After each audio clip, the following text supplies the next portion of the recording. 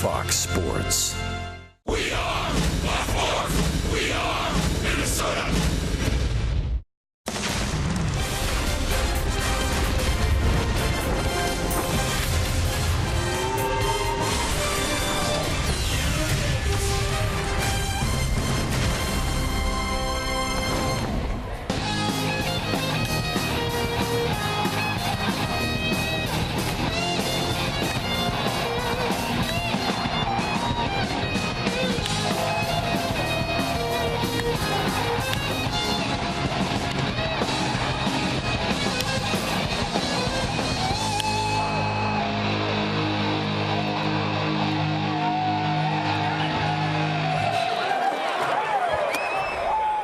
The Twins have been on a home run tear over their last 13 games. They show no sign of letting up. Eduardo Nunez led the way since May 25th with 6, followed by Joe Mauer and Miguel Sano with 4. Robbie Grossman and Brian Dozier have delivered 3 apiece. Twins fans have enjoyed watching the long ball here in the first 2 games of this series, putting the Twins in the position for a sweep of the Marlins on another beautiful night for baseball in downtown Minneapolis. This Marlins and Twins series on Fox Sports North is brought to you by Jeep. Visit Jeep.com to learn more. Pair of right-handers on the hill tonight at Target Field. Irvin Santana will make his 10th start of the season, still searching for a second win. Tom Kohler gets the call for Miami. He hopes to keep the Marlins from being swept on the road for the first time this season. Welcome to Twins baseball on Fox Sports North. Over the last 3 games, no team in Major League Baseball has hit more home runs than the Minnesota Twins. It all started 2 weeks ago with a win over Kansas City here, and ever since then, Jack Morris, the Twins have been knocking balls out of the park. And it's come from a variety of different guys, and that's good to see. And I think home runs come not because you're trying to hit them, just because you're getting a good pitch and you're not missing that pitch. You're putting a good swing on it, and the ball does its thing. And the Twins can use all the extra help they can, but this latest couple of weeks where they've started to hit the ball into the seats has really helped their offense and given them a chance to be in ball games and to win some ball games. So hopefully that'll continue. You can see by that graph right there that since May 25th, the Minnesota Twins are second in the American League with 23 home runs. 7 Twins in all have homered in the past 2 weeks. That's played a major role in their 7-6 record during the time frame. Coming up, Dick and Bert examine the challenge ahead for Twin starter Irvin Santana. He gave up 3 home runs in his last start against the Rays.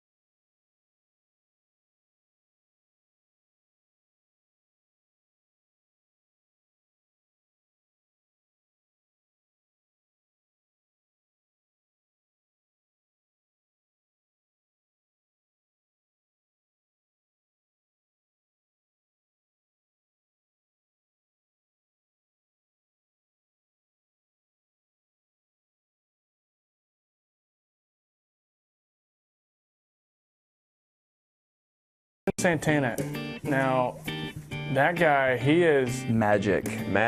El Magic. You know, when he takes the mound, he's one of the better competitors. Steady, workhorse, and works his butt off. An absolute bulldog on the mound. He just comes right at you, and whatever he has that day, he figures out a way to get the job done. We know every time he has the ball, we got a really good chance to win the game. The Twins, who have been swept far too often this year, will hope to sweep the Florida Marlins here this afternoon or this evening with their ace on the mound, Ervin Santana. And we welcome you to Target Field. It feels like summertime. Glad you're with us for Twins baseball. Dick and Bert with you for the series finale. The Twins were looking forward to 2016 and having Ervin Santana out there for a full season. And in his first 7 starts, he looked like he was the ace that they had signed in the offseason a year and a half before. Those first 7 starts, he was working his magic, working both sides of the plate, changing speeds well. In the 7 starts, very good earned run average in 37 and a third innings pitched, holding the opponents to a very good 255 opponent batting average, and he has to trust that fastball. And the big thing for Santana is stay away from the multi-run innings, and that's what's really hurt him over the last 3 starts. The high earned run average, only 16 and 2/3 innings. He's given up 5 home runs over the last 3 starts. Try to keep in the ballpark and stay away from the multi-run inning. Twins have hit a lot of home runs lately, scored a lot more runs, and Santana will take all the run support he can muster as the Twins tonight hope to complete a 3-game sweep.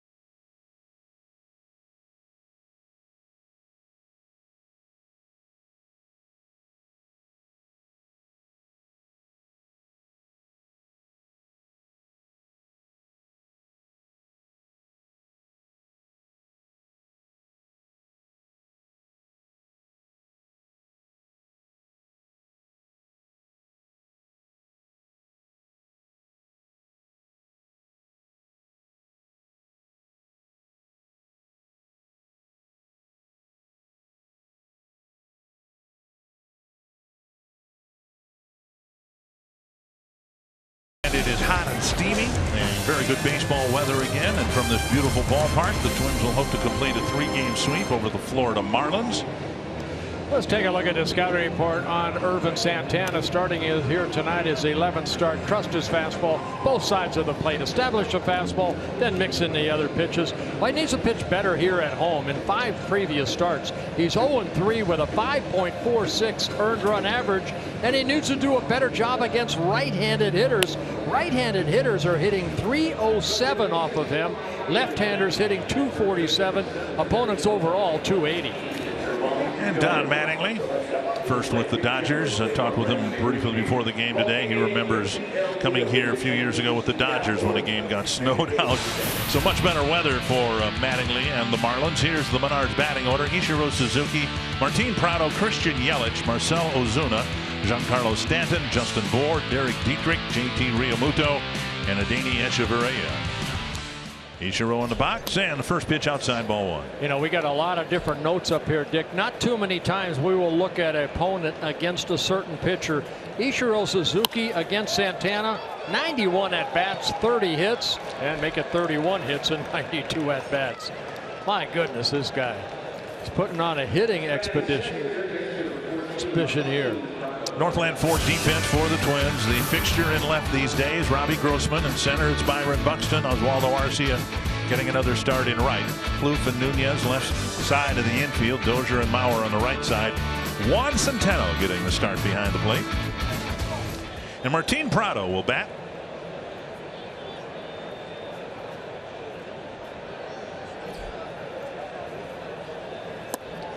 And missing inside, ball one. Santana has some history against the Miami Marlins. A couple years ago, he was with the Atlanta Braves, where he made 4 starts in 2014. Overall, this is his 8th career start against the Marlins. 2 wins, 2 losses. His first start going back when he was the Angels, he had a tough outing. Gave up 6 runs in 3 2/3 innings. But since then, over his last 6 starts against the Marlins, 2-1 with a 2.72 earned run average. Swing and a miss. 2 strikes. Scott Berry calling balls and strikes. Gabe Morales at first, Trip Gibson at second, Jerry Lane at third. Now, Scott Berry, 8 seasons as a major league umpire. Jerry Lane at third base, he's the crew chief. And Ichiro, even at 42 years old, over 500 stolen bases in his career. This year, 6 stolen bases in 8 attempts. And there have been 2 stolen bases in 3 attempts against Santana on the mound. And Prado takes ball one, 1-2.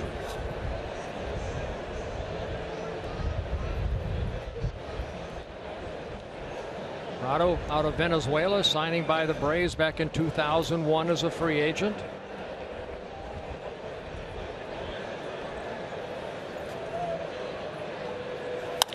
Punched on the right field line.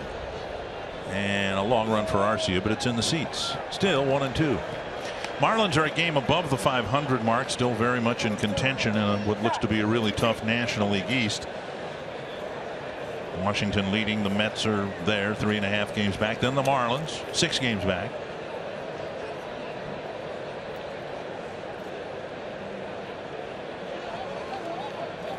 There, the standings right there. The Nationals with that 3.5 game lead over the Mets. And Suzuki checked again at first. We showed you Santana's good start. His first 7 starts very good, but just the 1 win, and that came against the Indians. Lifted to right field, and Arcia back, and now back in, 1 away. Yeah, for some reason Santana has not pitched well here this season at Target Field. I showed you the numbers: 0-3, 5.46 ERA. You mentioned his win came in Cleveland. Well, on the road, he's 5 starts on the road, an ERA at 3.33. So he's given up almost 2 more runs per outing here at Target Field than on the road this year. And he's only had 1 start here where he has not given up a home run. Now the Marlins have pounded out now 25 hits in this series, but they have yet to hit a home run in this series. Twins have out-homered the Marlins 7-0 in this series. Yelich the batter. Yeah, Yelich, the Marlins #1 pick back in 2010. We're going to show you at the bottom, since it's draft day, where a lot of these hitters on both sides, where they were drafted, what year they were drafted. Yelich out of Westlake High School in Westlake Village, California. We talked about that a little yesterday, but he was a 23rd pick overall in the 2010 draft. Twins have the 15th pick in the draft here.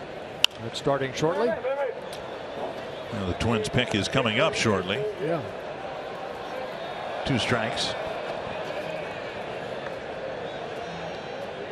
I know Brad Radke, I believe, is in New York representing the Twins. Yep. Take Last year was Tony Oliva. They would have you, but then you wouldn't be able to be on the air, and who wants that?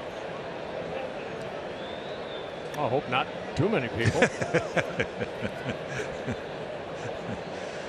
2 strikes, and that ball rolls past Mauer, and Santana with a little bit of a lob toward first base, and now Santana will be charged with an error, allowing Suzuki to go to second base. Yeah, a lot of throws over to first base and trying to keep Suzuki close. Instead, watch Mauer reach for this ball with that big first baseman's glove. This throw kind of into Ichiro. It short hops Joe, ends up hitting off his glove and then deflecting away. And the error will be charged to Santana. Grounder to short. Nunez, and what might have been an inning-ending double play. Instead, it's just the second out, and Suzuki's still at second base. And that'll bring up Ozuna. Ozuna hitting cleanup the last couple of nights, with Stanton struggling to keep his batting average over 200 and not hitting for much power. Well, Marlins very high on this young man right here, 25 years old, out of the Dominican Republic. Signed by the Marlins in 2008 as a free agent.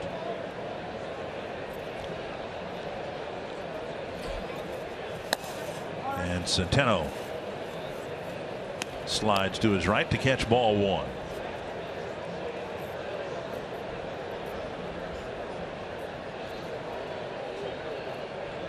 Irvin Santana, like a lot of Twin starters, been guilty of giving up early runs. There's a strike that zips over the inside corner at 95 miles per hour.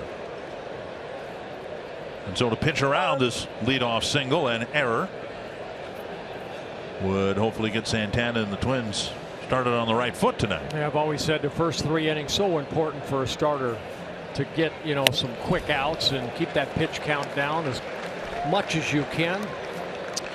We've always felt the speed gun here at Target Field is pretty reliable and accurate. We saw 95 backed up by 96 miles per hour.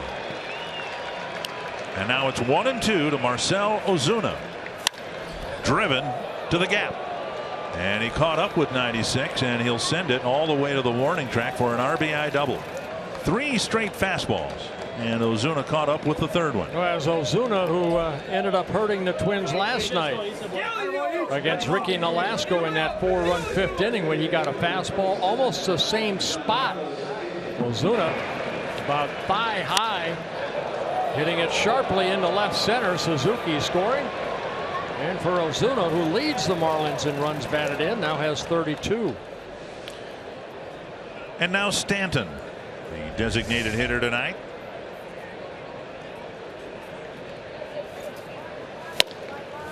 '96, a swing and a miss. See, that 96, when it's, say, above the belt, it's hard to catch up to. But that pitch to Ozuna, when it's down like that, it's easier for that hitter to have a shorter, compact swing like Ozuna did. High and deep to the right field corner. Tell you what, a foul ball. Stanton is not swinging a bat as we've kind of said the last couple days, because that was a hanging breaking ball. When he's swinging a bat, well, he's going to hit that in the third deck no matter what ballpark he's in. Now ahead in the count. You got to make a good pitch here. Breaking ball away.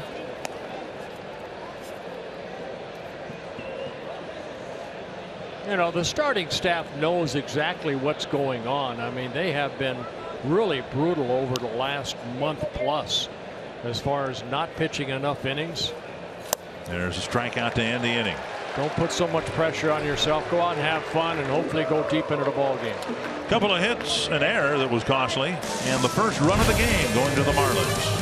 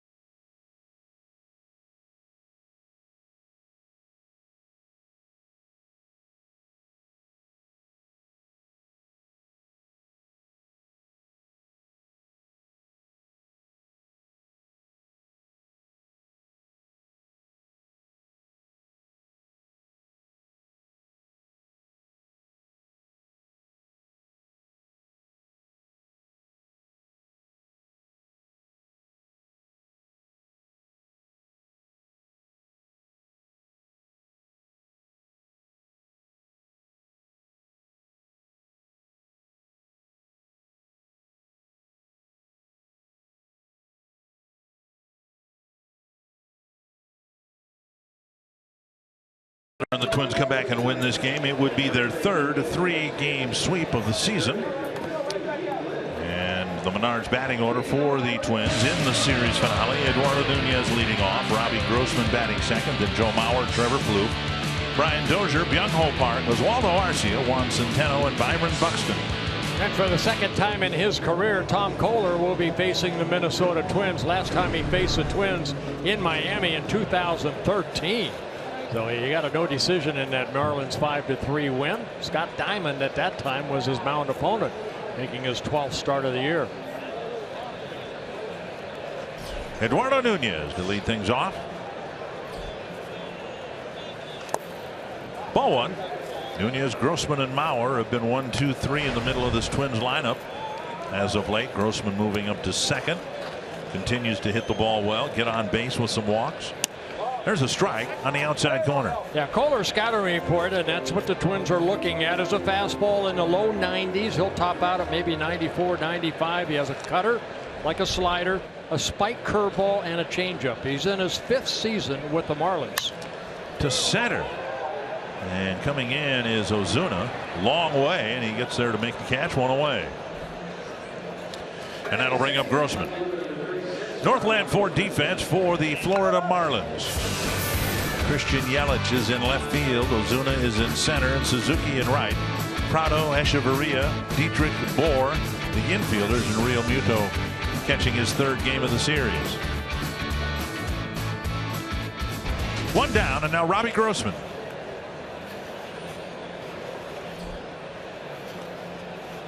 And Grossman takes a strike. Asked Grossman today how he prepares as a switch hitter for batting practice. He says he tries to split his swings 50-50, but he says he likes to start with the side that he'll be hitting from at the start of the game. So Marlins have a right-hander going, so Grossman tonight started his switch hitting batting practice from the left side. 2 strikes. And a little jam shot, a dribbler to third. Prado has it. Easy play across. 2 down. And that'll bring up Joe Mauer, who's got another nice on-base streak going. 20 games in a row. And Joe hitting well in those 20 ball games. Finding a way to get on base. Couple home runs. Hit a home run here in last night's ball game. Put the Twins on the board in the 1st inning. And the Twins are right where they were last night, down 1-0, 2 outs in the inning, and Mauer hammered one over the 377 sign in left center field. Takes inside, ball 1.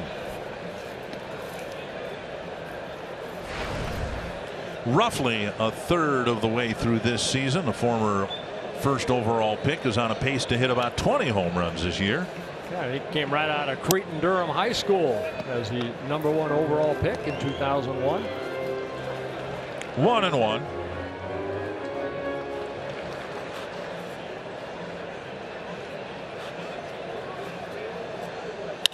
On the ground, hit right to the shortstop Echeverria. And Kohler has a 1-2-3 1st inning.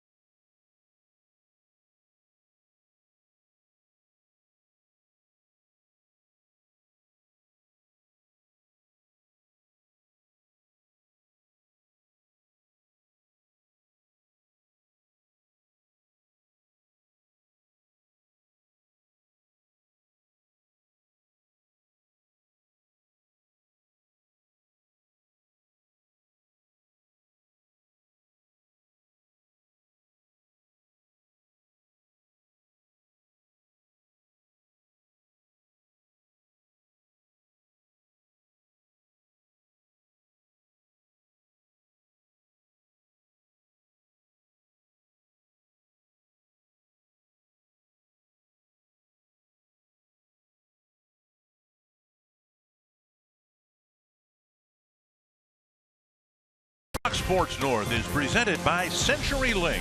Switch to CenturyLink Prism TV for an advanced TV experience. Learn more at cprismtv.com. And by Budweiser. This Bud's for you. A little steamier than what we've had the last couple of ball games here at Target Field. Still very pleasant summertime weather, the type of weather you imagine, at least I do, in January when I'm up here and you're down in Florida. Don't be jealous. I'm not. Okay. I'd rather be here than in Florida in January. Now February, not so much. Justin Bour taking strike one from Irvin Santana. On the ground, and the Twins shifting him. Plouffe is over there. Bour retired, one away. You know, I touched on it a little bit in that first inning, how the starters know they need to do better. Well, in the month of April, the starters combined 2-11, ERA at 4.40. Month of May was a terrible month for the whole staff. They were combined 6-13, the starters were. And here in the month of June, 0-3. You can see the ERA. It's starting to go up. You want it to go down. And averaging only 5 1/3 innings. That puts a lot of added pressure on those guys out there in the bullpen. Dietrich squares and takes ball one.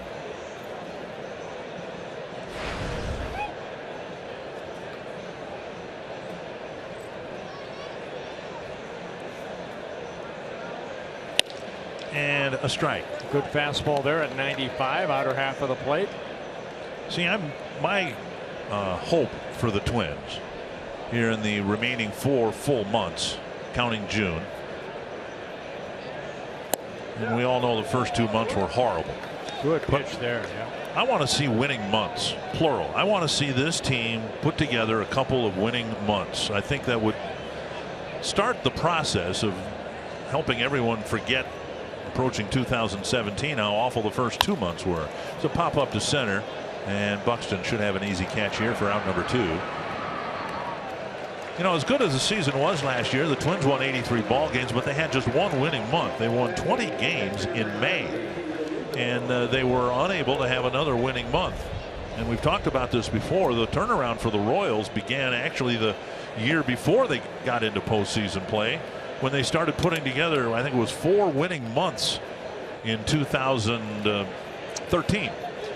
And so that's what my hope is. And the Twins are 3-4 in June and have a chance to, you know, not recover from the first 2 months, but at least have a winning record in June. Driven deep to the right field corner, and a foul ball.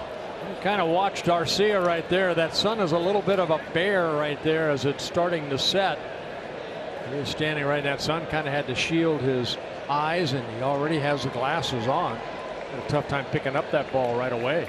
We saw that impact Brandon Guyer a little bit in the opener. A little looper, and that'll fall over Dozier's head into right field. The 3rd Marlin hit of the night. And that'll bring up Echeverria.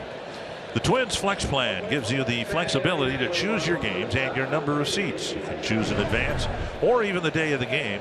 So don't plan, flex plan. Go to twinsbaseball.com/flex or call 800-33-TWINS to learn more. I think you touched on it last inning. Yeah, the Marlins have a good hitting ball club. I mean, they're 4th best in the American. Now a balk has been called. Excuse me. A balk will send Real Muto to second base. Oh, did he start his windup? Paul Molitor wanted an explanation. You can't argue balks any more than you can argue balls and strikes. So something happened that allowed Real Muto to get into scoring position. It's been a weird start for Santana. His throwing error, a big play in allowing the Marlins to get their first run. And now ball 1. Let's take a look right here. What do we see?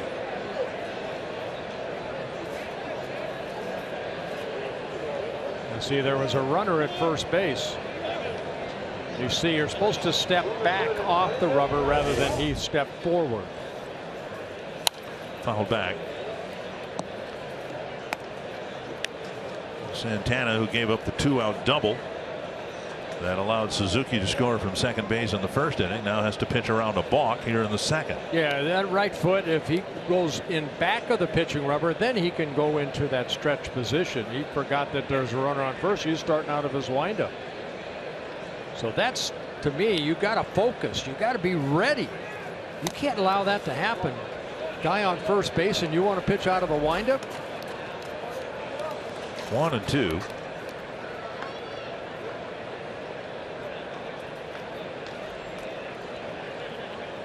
"12 years for Santana at the major league level. This is tonight his 324th major league start. 127 wins, 110 losses. Punch toward right field, and that will drop for a hit, and another run will score. So another 2-out hit for the Marlins, and the balk cost Santana and the Twins. It's 2-0. Echeverria just reaching out on a breaking ball and hitting it softly, maybe off the end of the bat. Take a look at it. Right off the end of the bat. Exactly the pitch that Suzuki wanted, down and away, but Echeverria just hitting it softly in front of Arcia, and with 2 outs, it's a 2-0 lead. And now Suzuki singled, went to second on an error by Santana on an errant pickoff throw, and then with 2 outs, Ozuna doubled him home.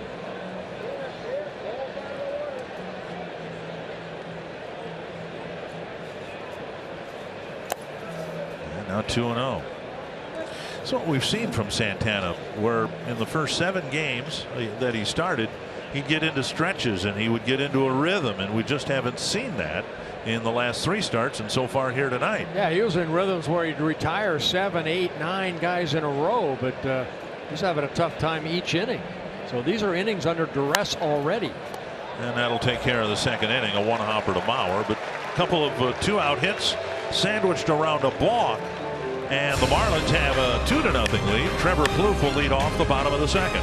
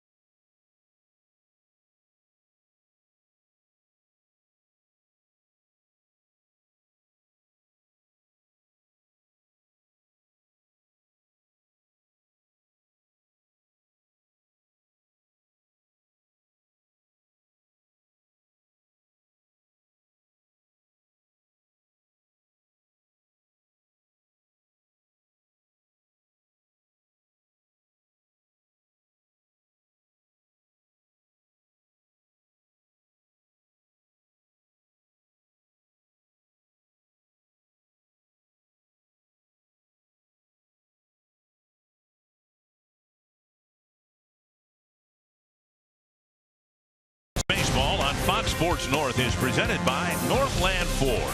Visit northlandford.com and your local Northland Ford dealer today. And by Grand Casino. The best stories start here. What's yours? Now, a flat start to this game for the Twins. We'll see if they can get things turned around in the bottom of the second, trailing 2-0. Plouffe, Dozier, and Park, 3 right-handed batters facing Tom Kohler. Ball 1. The numbers that you saw from Kohler would suggest that if the Twins are patient, he'll help them out a little bit here tonight. Control's been a big issue for him with a lot of walks.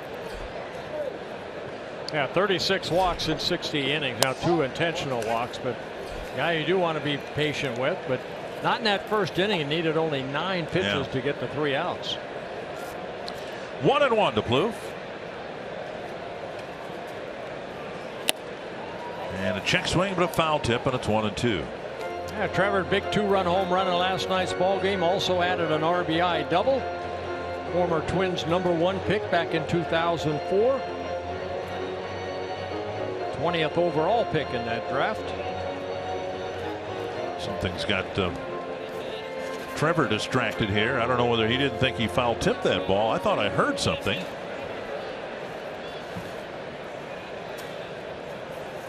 One and two. And now 2-2. Kohler signed by the Marlins out of Stony Brook University, same university that Joe Nathan attended back in 2008. He was drafted in the 18th round. One hopper to Prado. One down. Fly ball out. Now 3 straight ground ball outs. Time now for tonight's Lowe's home field advantage. The Twins offense in the last 7 home games very good, over a .300 batting average, 15 home runs, and averaging over 5 runs a game. Yeah, it really has been outstanding. Now Brian Dozier will hit a walk-off home run here 2 nights ago, and maybe more importantly for Brian long term, an opposite field double to the gap in right center field. 2 hits in the ball game, and the average up to .222. Yeah, I was watching him take batting practice today, and to be honest with you, I was very impressed. A lot of balls he was driving the other way.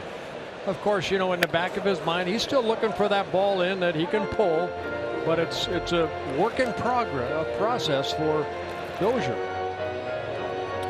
2-0.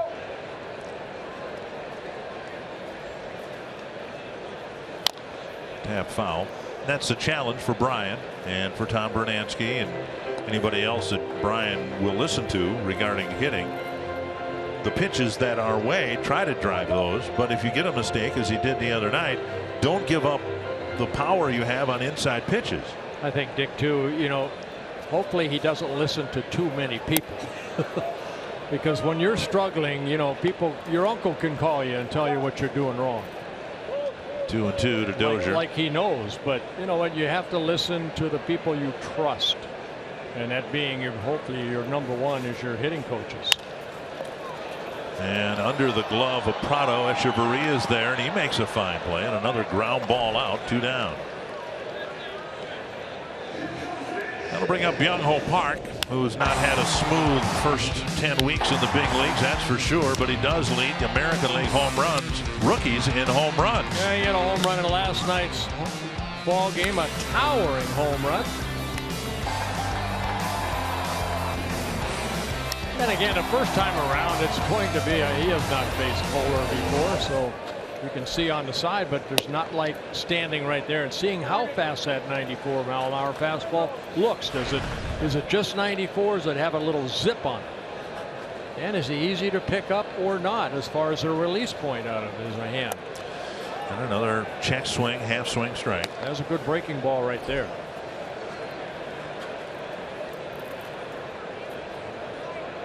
Kohler making his 99th major league start. He has 29 wins, 41 losses.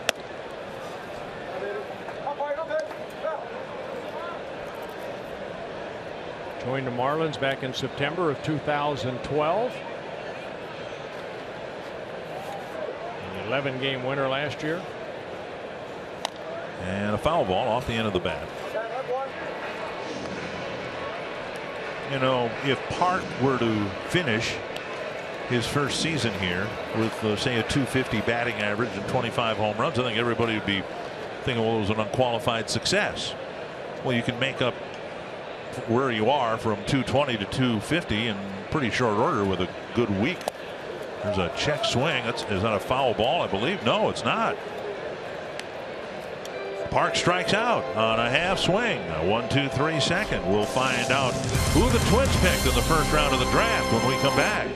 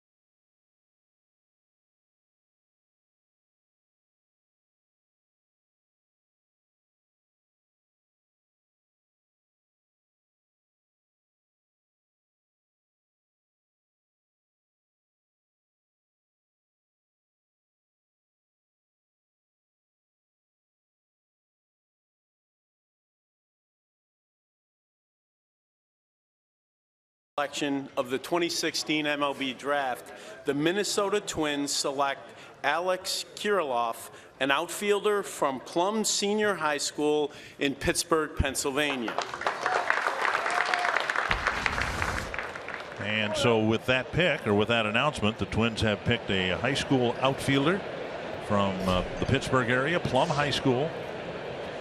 And we will make our very good effort to maybe hear from Kirilloff later on tonight.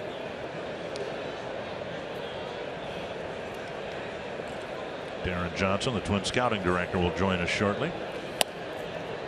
Prado taking ball 1 and now ball 2. Prado, Yelich, and Ozuna, and Suzuki's going to try to, or excuse me, Santana's going to try to get into some bit of a rhythm or groove. Right.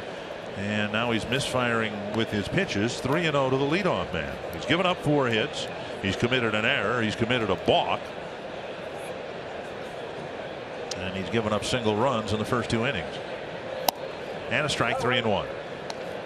What was the draft day like for you? I had to work that day.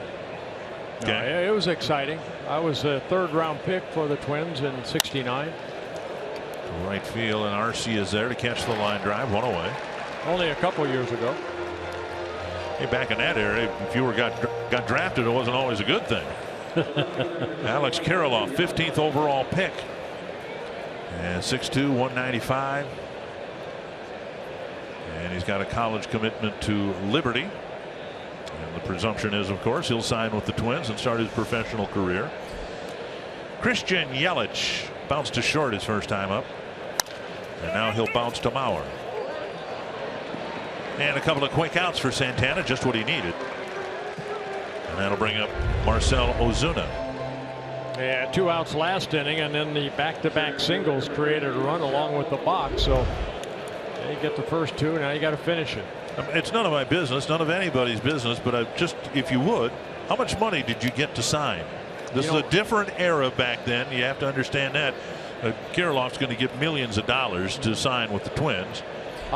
Jesse Flores, the scout who signed me, came the first night, and he said, I wanted to give you $5,000 plus schooling. And my dad started to laugh when he said schooling. He said, I barely got him out of high school. You're going to give him schooling? So he said, you come back. That was my agent. And he came back the next day with $15,000. So okay, all right. And then, as I've been told by other people, not you, you took your money and went and bought like a purple car. Yeah, purple Challenger. But took half of my bonus. I bought the car, and the other half I gave to my mom and dad. They got new kitchen appliances and stuff. Why purple? At that time, you know, I just liked the color purple. I was a big Prince fan, you know. Purple's a great color. Yes. Purple at times might be my favorite color. 1 and 2. Dribbled up the line. If it stays in the grass, it's a base hit. Well, all you could do is basically hoping that that ball has enough spin to get off of the grass, but it did not. So kind of a swinging butt right here by Ozuna. It's exactly what it is, almost a check swing, and the ball goes right down that third base line. You see the spin of the ball didn't have enough spin to keep rolling, so it's an infield base hit. 5 hits for the Marlins, 4 of them with 2 out, and now here is Stanton, struck out to end the first inning. Well, I thought I was hot stuff too on my purple Challenger. How long did you keep that car? I kept it until the transmission blew. Which, having ridden with you, might have been, what, 15,000 miles. Outside, ball 1. Now, I have a H2 Hummer down home. I have 104,000 miles on it. So I like vehicles that are good. I had my purple Challenger, I'm going to guess 7 or 8 years. Did you? Okay. And I'm sure when you came to the Twins in spring training, and veterans like Killebrew and Oliva and all that, and you as a rookie wanted to, just be seen and not heard, and you certainly were seen with a purple car. Rich Reese used to just get me going on my purple car. Careful what you say about Rich. He's up in northern Minnesota. He might be watching tonight. 2-0 to Giancarlo Stanton. It was a good kidding note. Okay. And now a strike.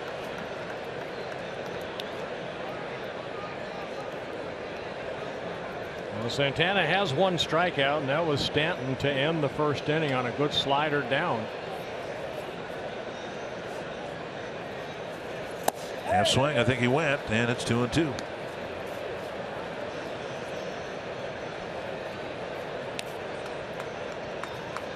Going through a tough stretch right here. Stanton came into the year a .270 career hitter, 181 home runs. He has 12 home runs, leading the Marlins with 12. Nice block by Centeno. That's what we have seen, especially the last start against the Rays. I was watching a ball game. I was not here, as I believe Jack was doing the game, but so many pitches just like that.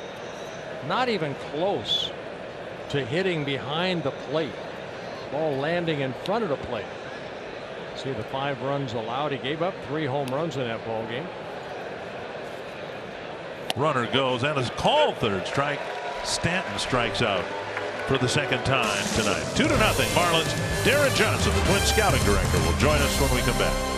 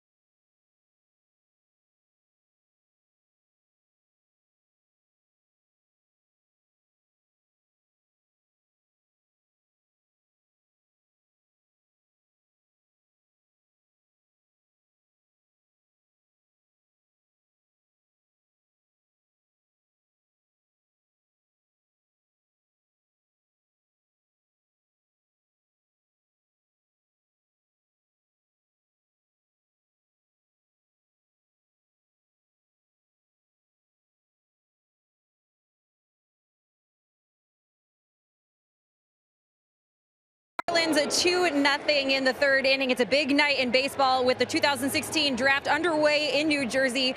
Just moments ago, the Twins selected high school outfielder Alex Killaroff from the Pittsburgh area in Pennsylvania. I'm now joined by scouting director Darren Johnson. Darren, what can you tell us? This is always a big night. It's an exciting night. So what can you tell fans about the newest member of the organization?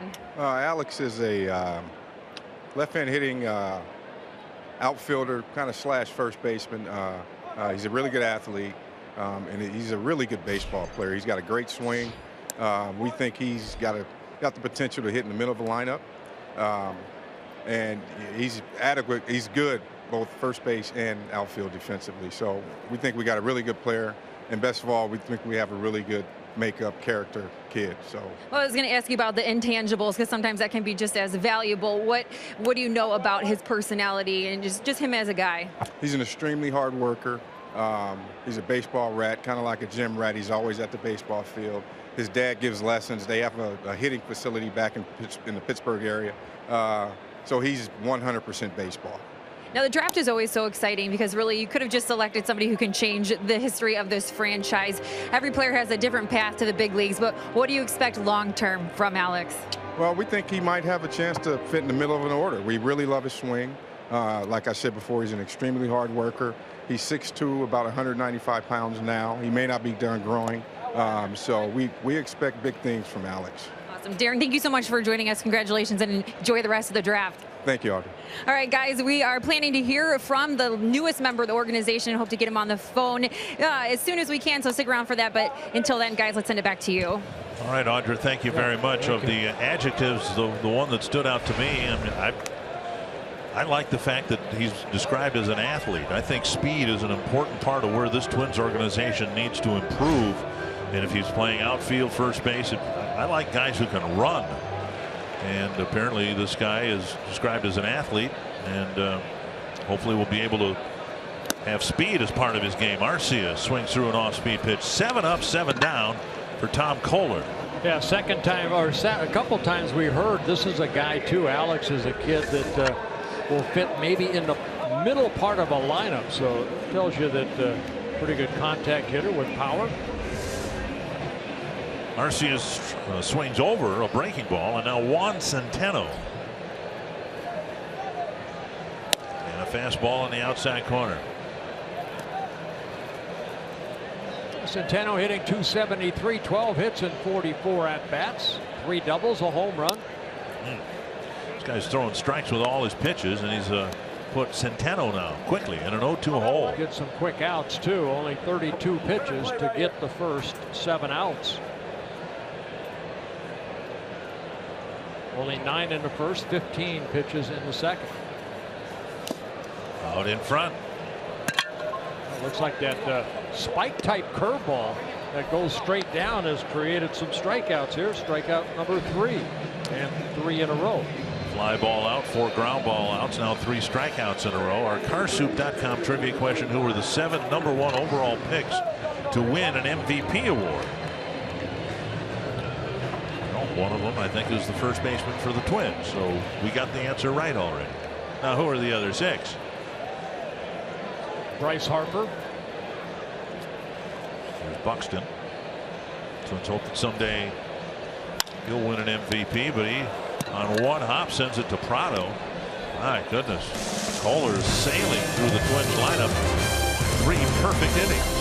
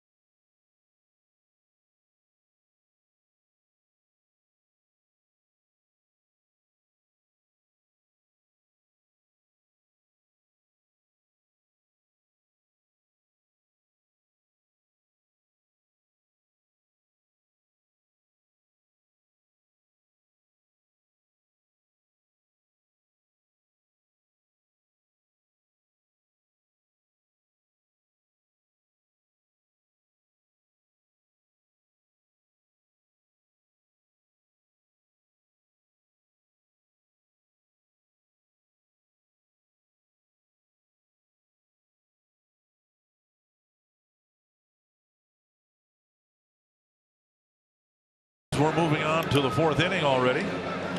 Tonight's timeless moment brought to you by Coors Banquet. On this date in 2009, 21 teams passed on the opportunity to draft a 17-year-old kid named Mike Trout. 3 years after that draft, Trout would be the unanimous winner of the AL Rookie of the Year award. That's unbelievable. And so you never know in the draft. You'll see some kids that are drafted in the 20s, 30s, 40s become great players, and you see #1s that just don't pan out. It's kind of a crapshoot sometimes. Arm speed can be measured, bat speed can be measured, velocity, leg speed can be measured, but more often than not, it's what can't be measured that gets players to this level and beyond. Baseball Reference tweeted something today that of everybody who's drafted this year, the odds are there'll be 1 Hall of Famer. That's how tough the business is. Strike 1, now strike 2 to Justin Bour. I also read somewhere that if of all the kids that are getting drafted today, the whole draft, it's only like 4 or 5% ever get to the big leagues. 0-2 to Bour. And up and away, 1-2. Dietrich and Realmuto will follow. Santana fell behind the first batter in the third, gave up a scratch single in the third, but had his best inning. And we'd like to spin a few more like that. Up the middle and past Bloof into center field. Bohr with a base hit. I'll tell you what, Bohr, we've only seen him a couple times. He pinched hit here a couple nights ago and then played last night. This is a strong, young-looking young man that, you know, he was 25th pick for the Cubs back in 2009, so you don't know. Last 5 selections by the Twins in the first round. You see the names. Aaron Buxton right there. Buxton is here. Cole Stewart is taking his time getting here. Tyler Jay's off to a good start this year in Class A ball. Inside ball 1. A leadoff single for the Marlins. They got one in the first inning from Ichiro, and an error and a base hit brought him home. And now 2-0. Santana's been able to get 8 double plays turned behind him. Dietrich, pretty quick runner out of that batter's box.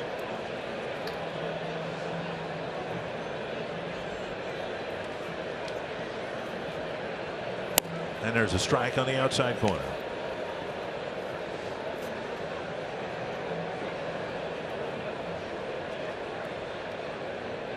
Dietrich with a fly ball to center his first time up. 3-1. Dietrich signed by the Tampa Bay Rays in their number 2 pick in the 2010 draft out of Georgia Institute of Technology.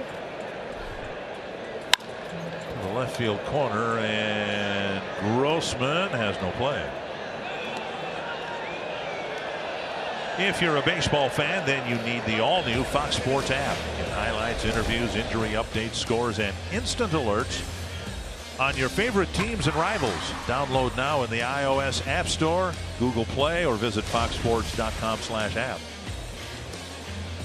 Let's see if Bohr takes off here. He's looking over at third base coach. He does not. Out there, and Dozier flips the ball into the camera well. You know, credit Bohr for that right there. He just kind of stood straight up, and Dozier tried to throw the ball over his head, and yeah, he threw it over his head right into the camera well. Watch Bohr stop right there, stand straight up. It looked like Dozier's arm made contact with the runner, and that's what he's talking about with the second base umpire right. Well, yeah, tried to throw behind him. Yep. And airmailed. So an error will be charged to Dozier, just his 3rd of the year. Second error of the ballgame for the Twins. The fielder's choice, and then the error allows Dietrich to get to second base. Realmuto, the batter. Single, balked to second. He scored on Echeverria's single. There's a breaking ball, missing ball 1. I'm trying to remember. I know Albert Bell, when he was with the Indians, a play like that happened, and the second base, he just knocked the second baseman over. Fernando Vina. What's it? Put him airborne, and then on his backside. Popped up, back and out of play.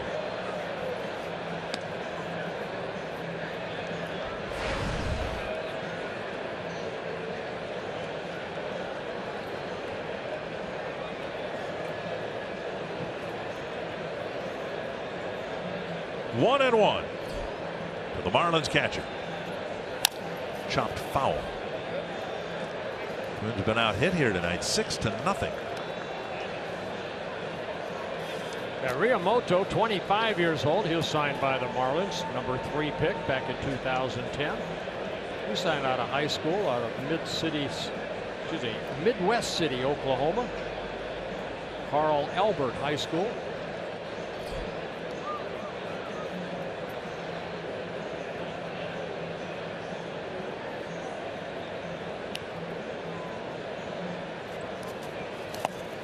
And Centeno with another block. 2-2. If I was a parent who had a child with baseball skills right now, and he was, say 12 or 13 years old, I'd put him behind the plate.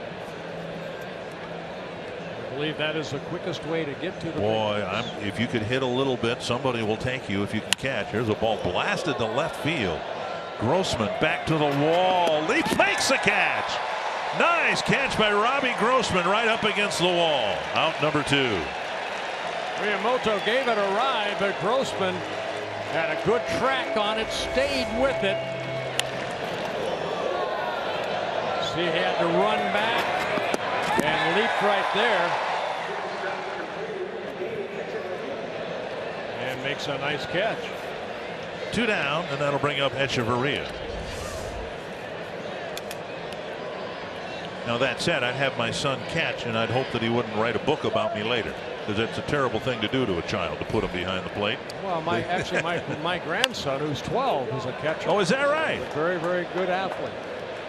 Dozier with the catch, and Santana has back-to-back scoreless innings and pitches around the leadoff single.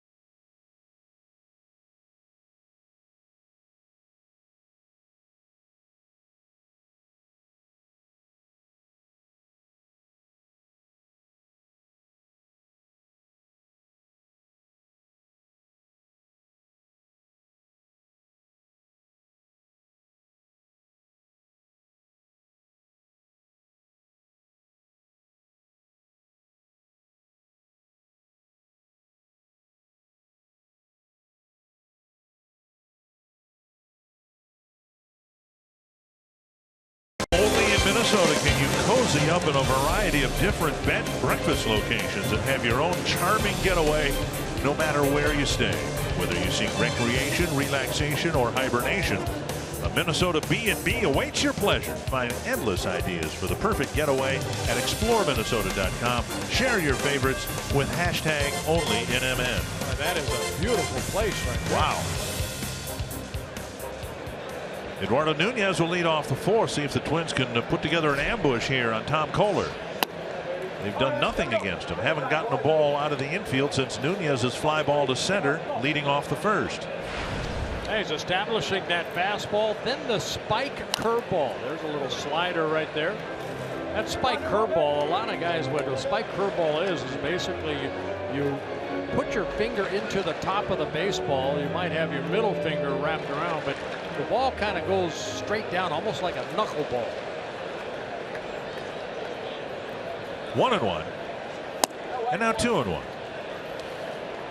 I think Twins might be very smart to do what they can to get a guy on base. This guy's in a rhythm, the type of rhythm that we spoke of Santana hoping to get to or get into. And just going from the stretch might be a little disruptive for this pitcher. Here's a base hit to right, and of course it's Nunez who gets the first hit of the game for the Twins. That'll bring up Robbie Grossman. Time for tonight's Quicken Loans Rocket Arms. We'll look at the strikeout leaders in both leagues.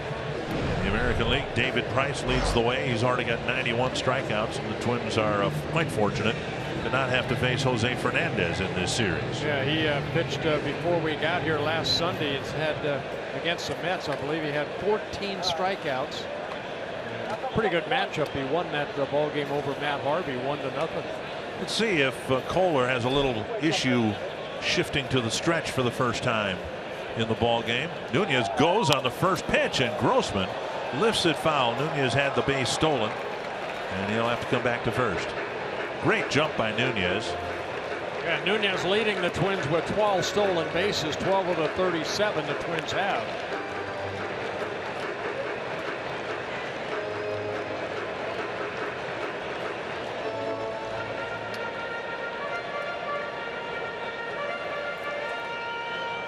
And against Kohler this year, there have been 3 stolen bases against him, but also 4 have been caught stealing, so 3 out of 7 have been successful.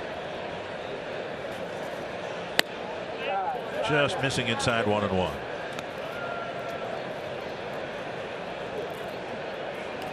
I think if you've watched, you've noticed that generally the at-bats that the Twins have had over the last week, 10 days, have been consistently better. And by consistently, I mean 1 through 9. There still have been some giveaway at bats along the way, but we're seeing more and more the type of at bats that Tom Bernansky was hoping to see when the team came out of spring training. Grossman's been a big part of that. You can count on one hand the number of poor at bats he's had since the Twins brought him to the big league club. There goes Nunez, and the pitch fouled back again, 1-2.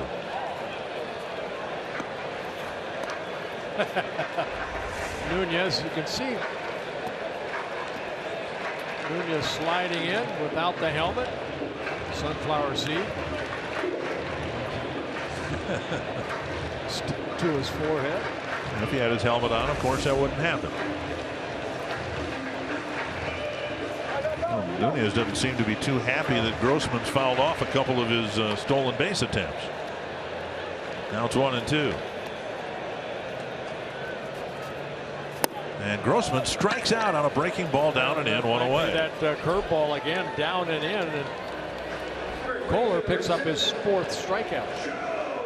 Tonight's Toyota Key stat, and Dustin Pedroia with 21 games in a row on base. Pedroia and the Red Sox will open up a series here tomorrow night, and then Mauer with 20, hoping to make it 21 in this at bat. Bounced to short his first time up.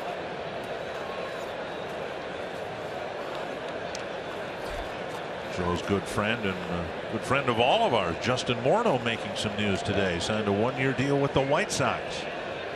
They put him on the disabled list. They hope to activate him after the All-Star break. Well, we hope that Justin's healthy and able to come back. Nunez wants to go. He definitely's got his running shoes on. He was leaning a couple times over towards second.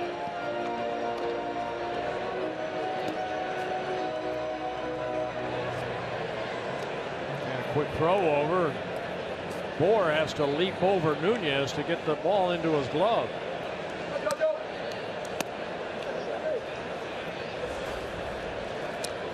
Justin first, Jesse Crane, now Justin Morneau. What is it with these Twins signing with the White Sox? Anybody but the White Sox, right? We're happy for Justin. Hope he yes, we are. Has a good second half of the year. Twins continue to steal bases much more effectively than they did last year, stealing at a better than 75% clip. Nunez with an 80% success rate, 12 out of 15. Yeah, 37 stolen bases. They've been caught 12 times. And there he goes. Pitch is outside, and the throw not in time, or in time, but maybe poorly located. Realmuto threw a one-hopper to the third base side of second base, and that left the first base side of second base open for Nunez's slide. Well, watch the left hand get on the bag, and I think what Tripp Gibson was looking at, did he come off the bag? And Nunez able to keep some part of his body on the bag, grabbing the bag, then arms. Oh, then it came off. He's out. His glove was hooked under the leg when Nunez's hand came off the base. Right there. Well, but his toe then came on the base. Right. And the Marlins are going to challenge this. And I think Nunez is going to be called out. Well, can a tagger like that right there, the shortstop, Hechavarria, can he actually force him off the bag and still be called out? Well, it's a shame Kent Herbeck's not here. Yeah, we could ask Kent Herbeck about that. Ask Ron Gant too. So the base appeared to be stolen, but Nunez appeared to lose contact with the base while Hechavarria's glove was tangled up in his legs. It just looked like Hechavarria was kind of forcing the glove into him, and that might have taken him off that bag for a split second. That's what I'm wondering on the ruling. Do they look at that? Watch the slide right here. All right, he's safe. And then right there, you can almost see him force him off. Boy, that's so close. Where is his left knee, too? That kind of slid across the bag. Watch the arm come off, but you can see, well. Yeah, his left knee never touched the base. Never did. Not at that angle. I'm anticipating a reversal here, but what do I know? Yeah, it doesn't look good.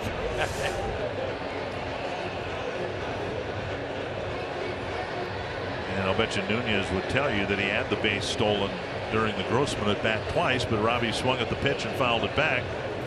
And he didn't get quite the clean break from first base on the pitch to Mauer. I'm wondering with the new rules, Dick, as I had never stolen base, I don't know, but you see that a lot of base runners will slide maybe 5-6 feet before the bag. Do they have to slide 7 or 8 feet behind before the bag? Because how many base stealers actually go past the bag?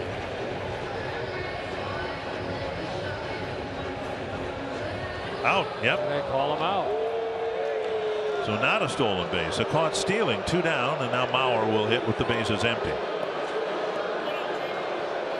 Well, believe it or not, and I've talked to some base runners, including Byron Buxton, they have to get used to major league fields that are manicured, and they've got that granular turfus or whatever on the field, and it's almost like little ball bearings that roll when you slide, and you have to slide differently in a big league ballpark than you might in a AA or AAA ballpark. 2-0 to Mauer. All I'm basically saying, do they have to slide earlier? Yeah. So they don't slide past the bag. Tap foul, 2-1.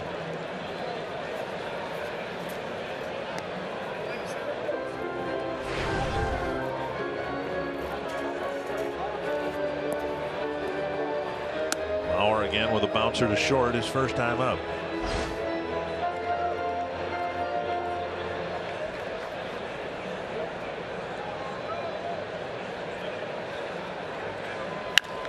High and deep to left center field. This toward the bullpen and caught. Not too far from where Mauer homered last night. It's the 3rd out of the 4th inning.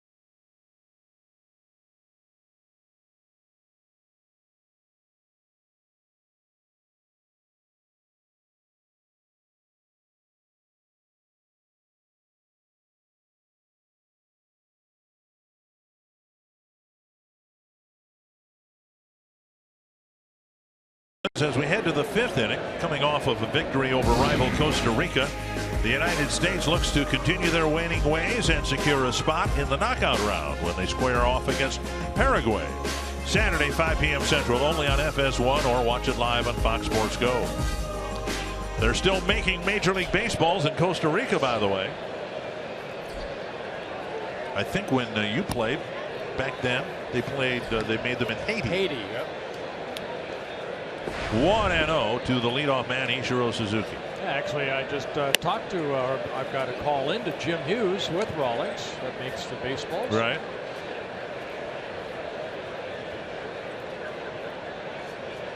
He goes on to his way to New York. For what? Business. Okay. 2-1 the count to Ichiro Suzuki. Martin Prado, Christian Yelich will I should follow. finish that. None of your business. 2-2. I had to get that. That's to center. Buxton glides over and then back to make the catch, one away. It'll bring up Prado. Sanford Health injury report. Carlos Correa left today's game with a lower left leg injury. Tried to beat out a grounder. Last year's Rookie of the Year. Astros trying to get back to the 500 mark. They play better ball as of late, but they're going to miss Correa if he misses any significant length of time. And coming into the play, they've won 7 out of the last 10 and 3 games under 500. Strike one over the inside corner. Well, Texas Rangers playing very good baseball. Seattle hanging in there as the Astros are, and the Angels have been struggling. Rangers have the best record in the American League. Now to right field, and Arcia running toward the line makes the catch, out number 2. And that'll bring up Yelich. Mentioned the White Sox signing Justin Morneau. They also made some news today, designating for assignment Matt Latos, who'd gone 6-2 for them. He got off to a tremendous start in April into May, struggled as of late, and he beat the Twins twice earlier this year. But they designated him for assignment today, in part to make room for James Shields, who got pounded last night in his White Sox debut. Yelich with a couple of ground balls, 0 for 2.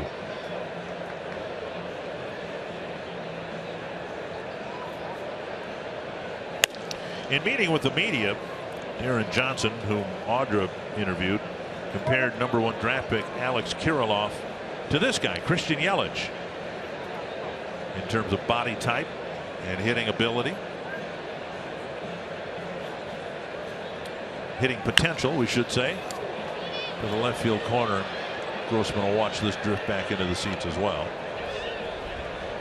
Yeah, Yelich, youngster, again, 24 years old. He first came up with the Marlins 3 years ago, and over the last 3 seasons coming into this year, a .290 hitter. Won a Gold Glove in 2014 in the outfield. Chopper to short. Head high hop for Nunez. He fires across, and Santana gathering some steam here as he's pitching well through the middle innings.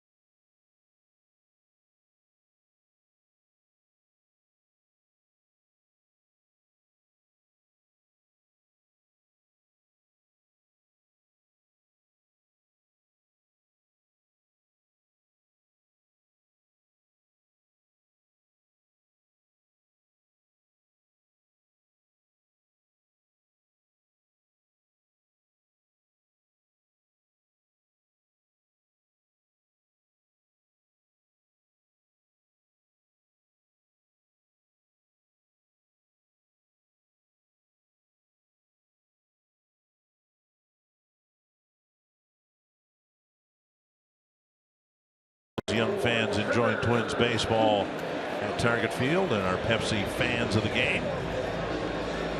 Hoping to enjoy a Twins comeback win here in a 3-game sweep over the Miami Marlins. So many young kids here just loving their time at the ballpark. Trevor Plouffe will lead off the 5th, and Brian Dozier, Byung-Ho Park, trying to put together some sort of a rally against Tom Kohler. Nunez got a sharp single leading off the 4th, then was thrown out trying to steal, and then Mauer hit a ball well. Yeah, Kohler, this will be pitch number 47. Tap, foul, 1 strike. That breaking ball right there. 32 have been strikes. Kohler in his last start worked against the Mets back on the 3rd of June, 6 days ago. Gave up 3 runs. Got the loss in that ball game. 1-1. So losing 6-2. Control at times has been an issue for him, but not tonight. 2 out of 3 pitches he's thrown have been strikes. And tap foul again. 1-2. Something notable happened 50 years ago today in Twins history. 5 Twins hit a home run in 1 inning. Rich Rollins, Zoilo Versalles, Tony Oliva, Don Mincher, and Harmon Killebrew. In that order, and as I was reading that again today, swing and a miss. Plouffe strikes out, 1 away. Strikeout number 5 for Kohler. How'd you like to be the poor guy out there? You've given up 4 home runs, and then you have to face Harmon Killebrew. He hadn't hit one yet that inning. Well, you've already given up 4. What's one more? My goodness. 1 down, and now Brian Dozier. Was it all off of 1 pitcher? That I don't know. I believe there was another pitcher involved. Dozier with a bouncer to short. Up and in, ball 1.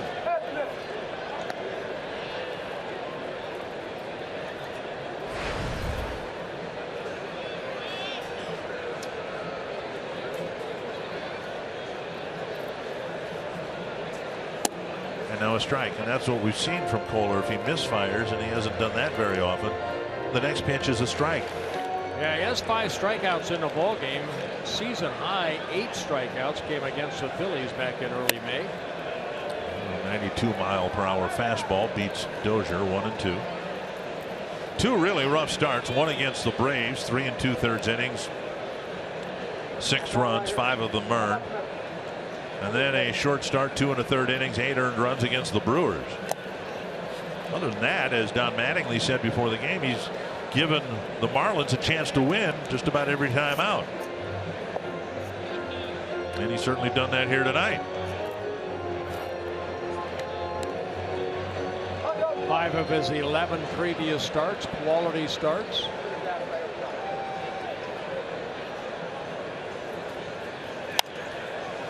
It'll reach the seats, still 2-2. And if you go over or back to his last 6 starts, Kohler, even though he's only won 1 ball game, he's lost 3. He's got a combined earned run average in those 6 games at 2.87, and 4 of the 6 starts quality starts. So yeah, he's been pitching better as of late. Pop straight up in the air. Real Muto back into foul territory, makes the catch, 2 down. And before Byung-Ho Park's at bat, July 1st is University of North Dakota night at Target Field. A limited number of UND theme night ticket packages are available that include a game ticket and green and white Twins cap. Learn more at twinsbaseball.com/UND or call 800-33-TWINS. Byung-Ho Park on a check swing on a ball that landed well in front of the plate. Struck out for the 3rd out of the 2nd inning, and there's another check swing. Strike 1.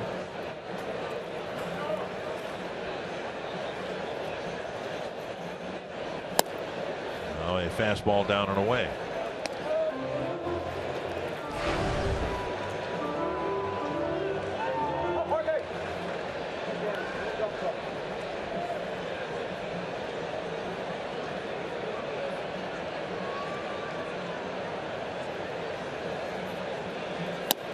swing. This time he checked. A good changeup right there. Had good movement down and in.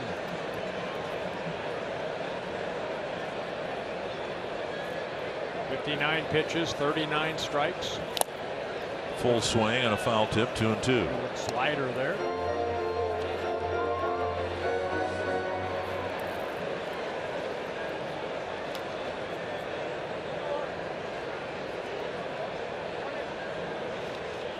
Two and two to Park.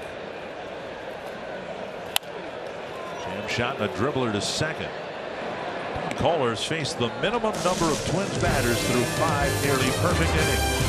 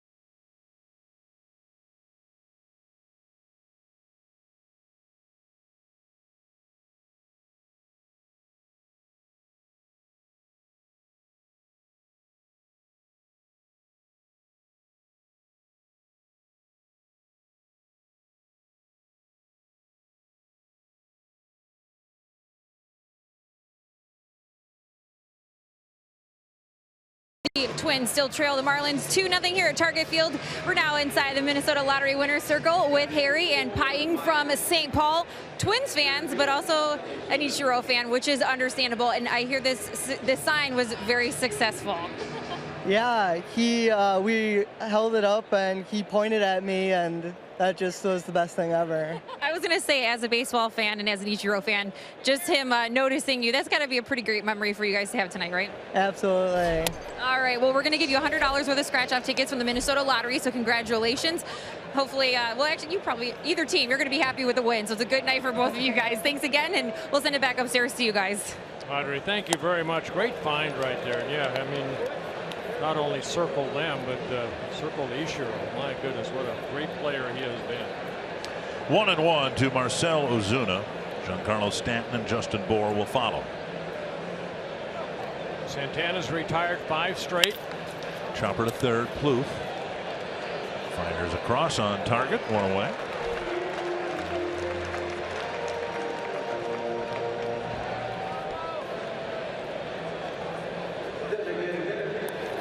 Well, a couple hiccups in the first couple innings for Santana.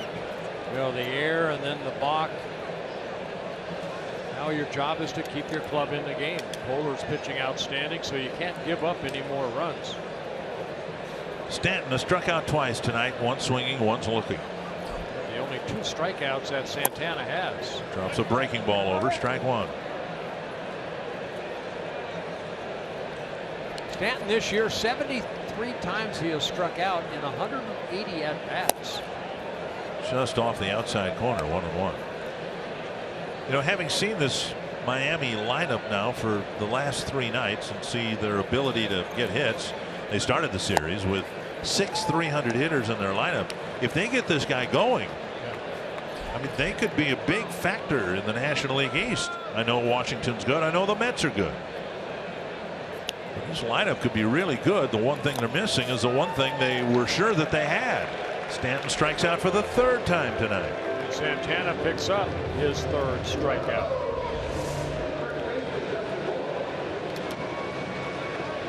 Breaking ball, just not a good swing by A guy that came in a .270 career hitter with a lot of power. He has struggled.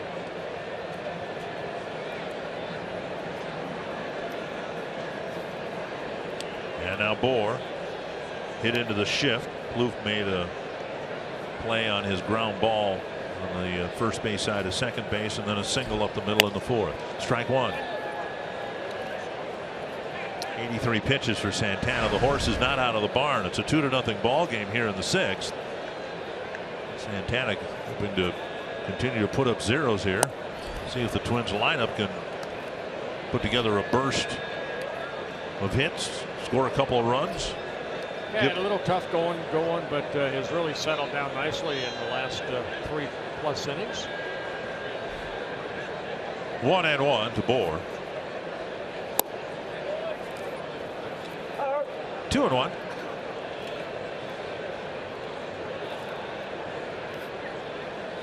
In interleague play, Santana has had some success. 13 wins, 10 losses, and 35 interleague starts.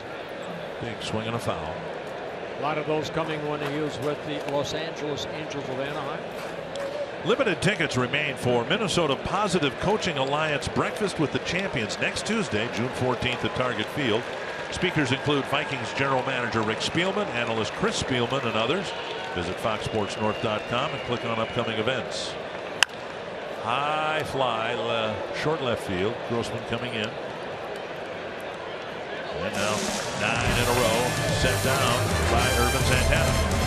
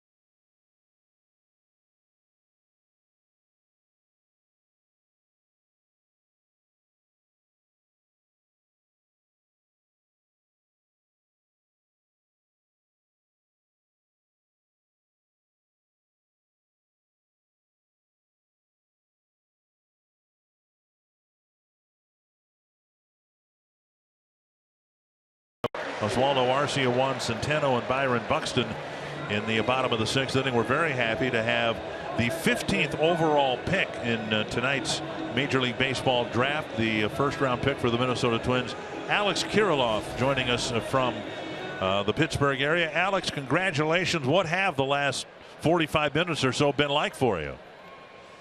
Hey, guys. Thank you very much. I mean, it's still set and done right now. I'm super happy and super excited to be a part of the Twins organization, and I'm just blessed with the opportunity. And emotions and excitement are running high right now, and just very, very happy.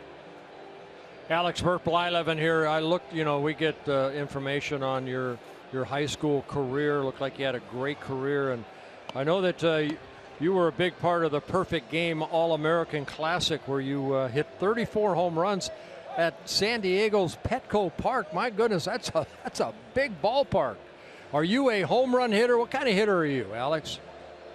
I like to think of myself as a pretty well-rounded hitter. Okay.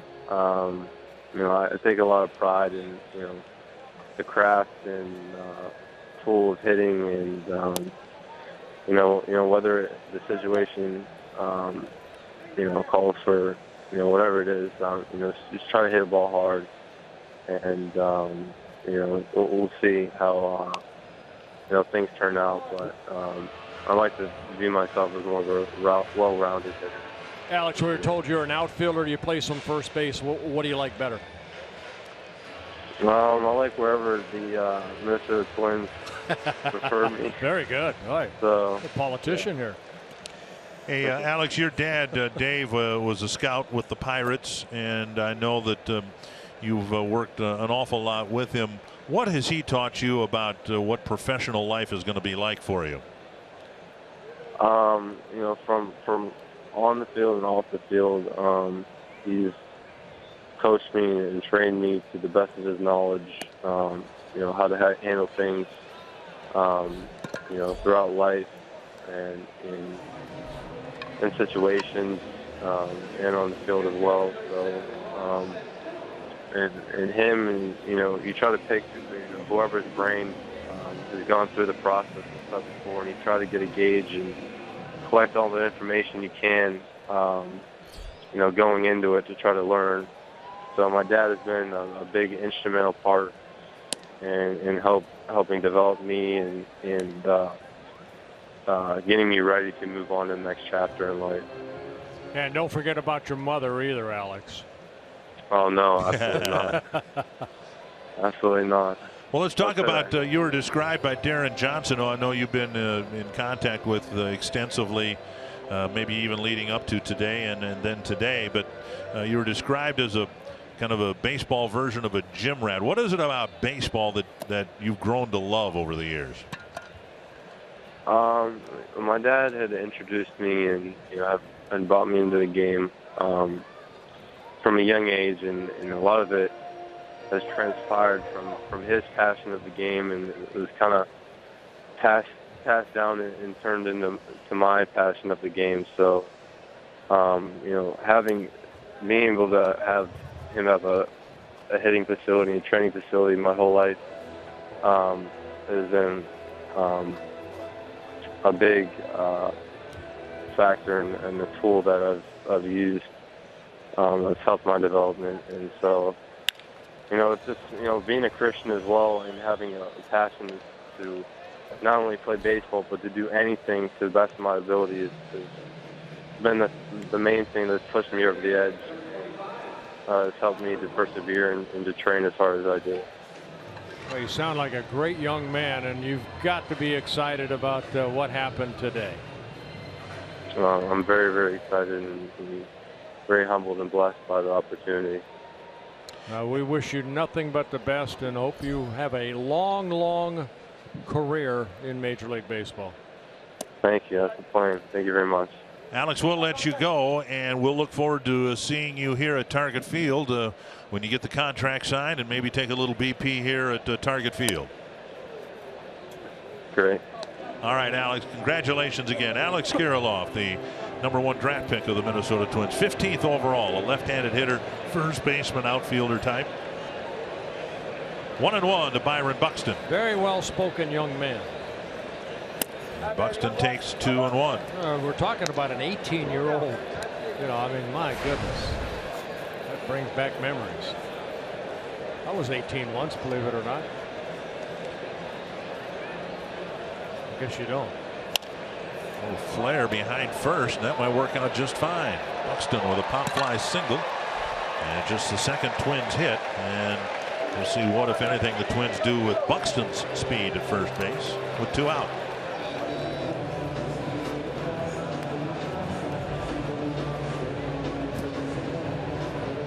Nunez, the other Twins hit, and it looked like he had stolen a base, but then overslid the bag and on a challenge was ruled out. And as much attention as Nunez got at first base after his leadoff single, we might see at least that much with Buxton at first, and 2 away.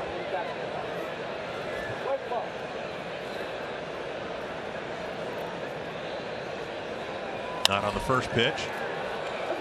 And Buxton will make the play come to first base, and Nunez beats that out. That's what speed does for you.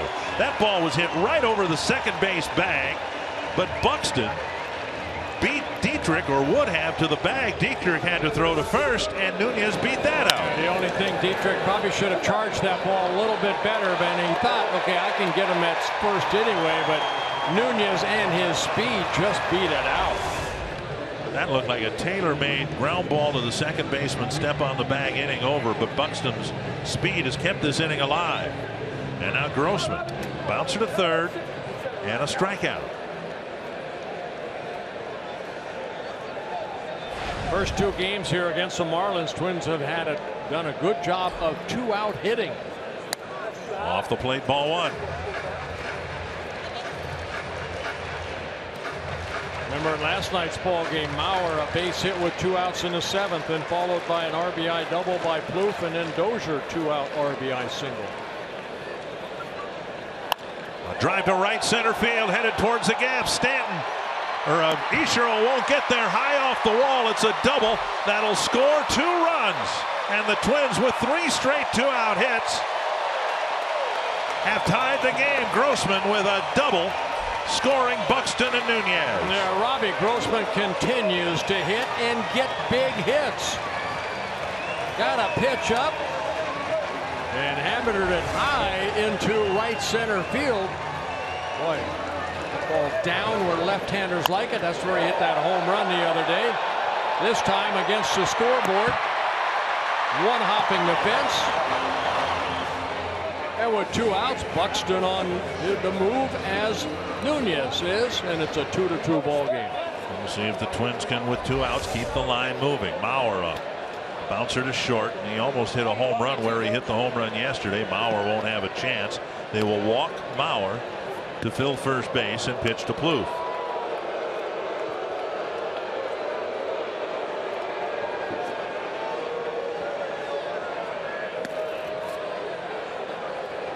Buxton's little pop fly single, barely out onto the outfield, opened the door for Nunez, whose infield single became a single because of Buxton's speed. And then Grossman drives one to the gap, and just like that, we're tied. First walk for Kohler in the ball game, his 3rd intentional walk on the season.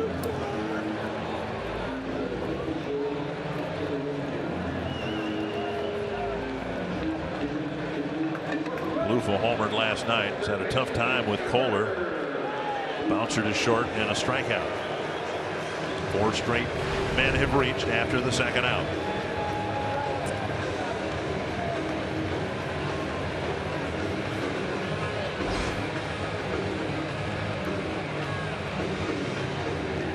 Well, Plouffe got the big RBI double that gave the Twins a lead last night in the 7th inning. See if he can do it here again tonight.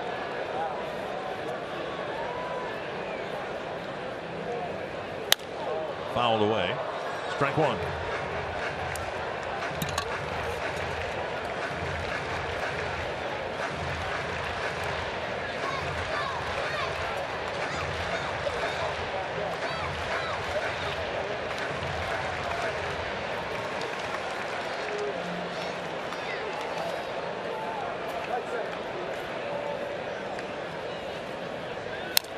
Now 2 strikes.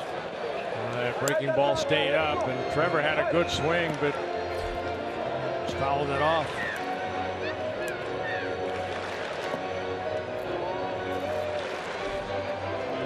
'24th pitch of the inning for Kohler, who was breezing through the first 5 innings.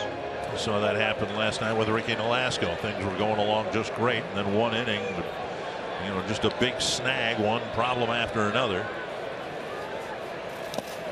It's a block. Real Muto will fire to third, and Grossman advances.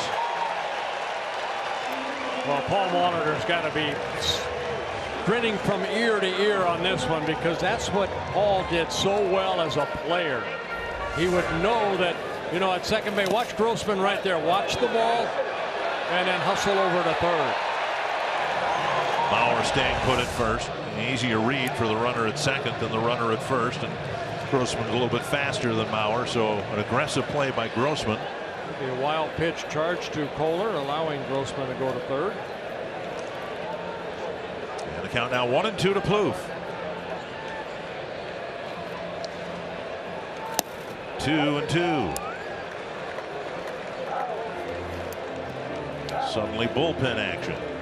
Dunn is their only left-handed reliever. Bearclaw the right-hander.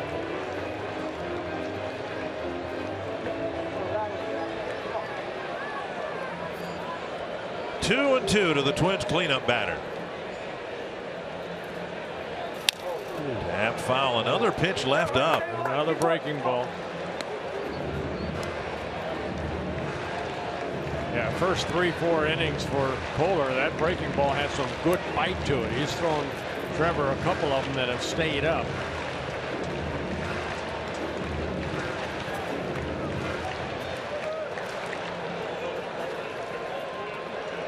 And Plouffe asks for time.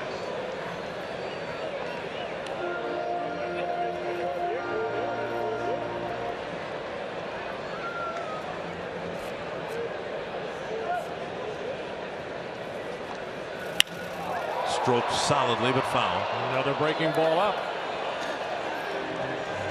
And this is where you'd like to think the Twins have this pitcher on the ropes, because he doesn't have the command he had in the first 5 innings. He's thrown a lot of pitches this inning. As many pitches this inning as he probably threw in innings 4 and 5 together. And he's made some mistakes and gotten away with them. See if he makes one more mistake to Plouffe. Dribbled right side. Easy play for Dietrich. And the Twins tie it up. 3 straight 2-out hits. And we are tied at 2 heading to the 7th.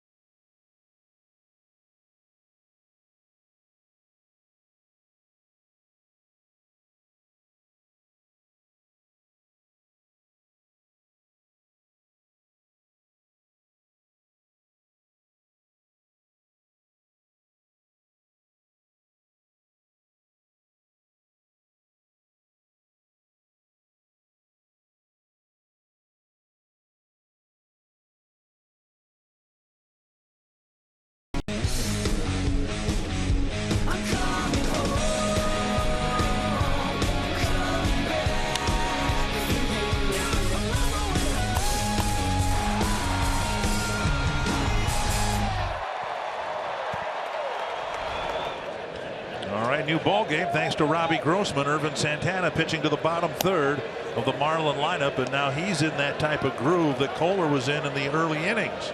He has set down 9 batters in a row. He'll face Dietrich, Realmuto, and Echeverria. Yeah, Max Kepler now taking over in right field for Arcia.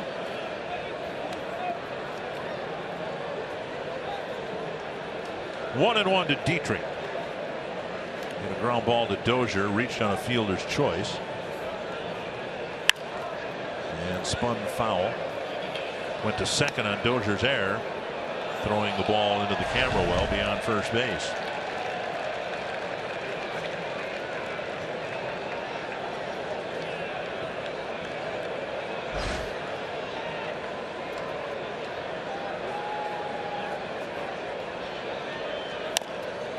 Bounced foul. Twins won one game out of the 4-game series with the Rays to start this homestand, hoping to have a winning homestand and complete tonight a 3-game sweep of the Marlins.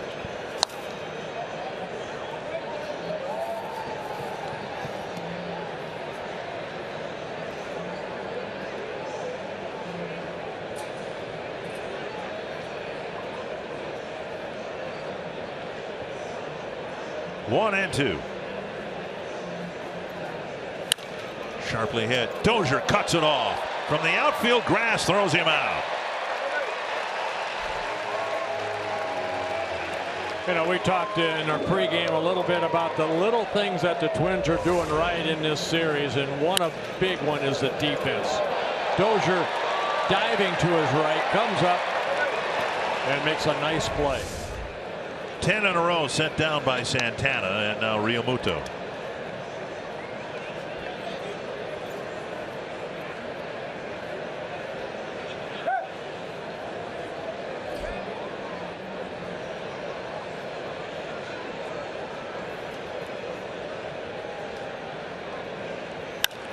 Popped up and into the seats. I like it. Santana still going after the hitters with that fastball, then mixing in the off-speed pitches and the changeup.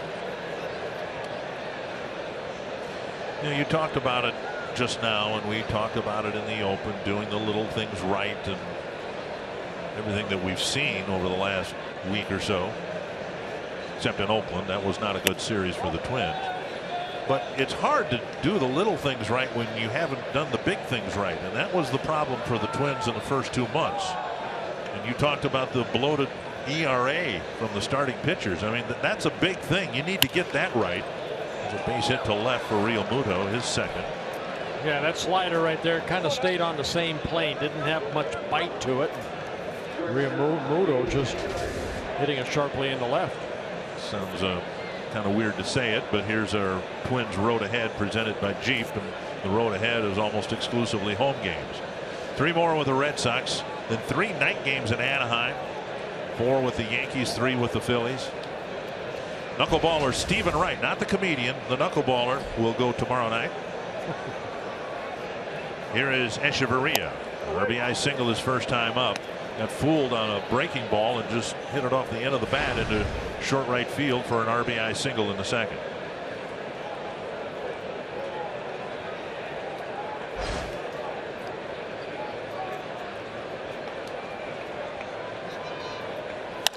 And a base hit to right field. This is a good Marlins hitting ball club. And now a couple of 1-out singles. The 8 and 9 batters get hits, and that'll bring up Ichiro. Follow Twins Baseball live with the MLB.com at-bat app. You can customize at-bat to feature the Twins. Stay up to the moment at any moment with game day, live game video highlights, StatCast, news, and more.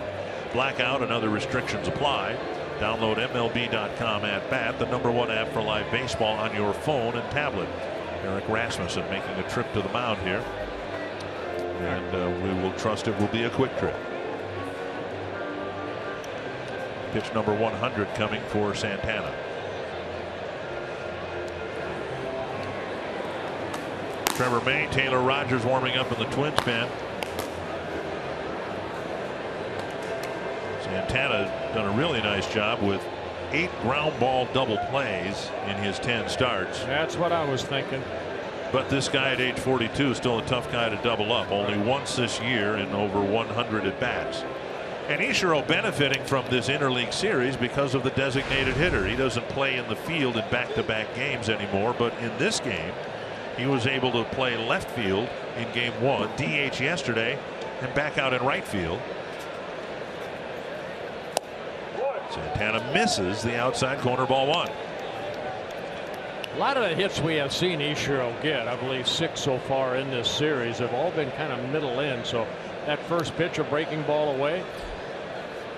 Centeno sitting away. And Ichiro slapping it the other way. The only time I've seen him strike out is, I'll see him strike out if Santana can get ahead then dropped that breaking ball just on the other side of home plate. It's about the only time I've seen this guy strike out. And he was with Seattle. And just missing the outside corner again. You want to get that ball down a little bit because Isher will slap that ball. He uses the whole field. He'll slap that over to left field. The prevailing opinion is he slumped so badly last year because he had to play a lot more than he's played this year. Base hit right center right field. There, right fastball. Realmuto around third, and he'll score. Kepler with the retrieve, and another hit for Ichiro, and the Marlins are back in front. And picking up an RBI. He's picked up an RBI in all 3 games. And this is a big one. Again, you see the fastball. Santana wanted it away, came back over the plate, and Ichiro, such a solid swing, drives in his 8th run of the year on his 2nd hit. Santana held the fort, hoping that his position players could score a couple of runs. They did to tie it up, and now 3 straight singles in the next half inning, and he'll leave the ball game trailing 3-2, 1st and 3rd with 1 away.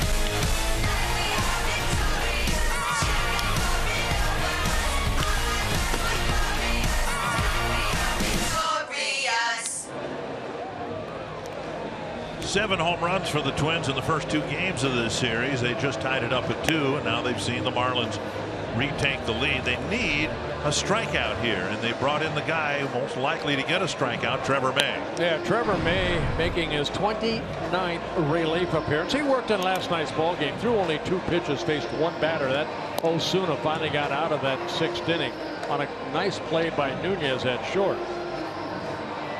But Trevor May can pick up the strikeout. As you can see, 40 strikeouts in 26 2/3 innings. And bothered a little bit by lower back issue. Prado's a tough guy to strike out. He's hit 3 fly balls to right field tonight.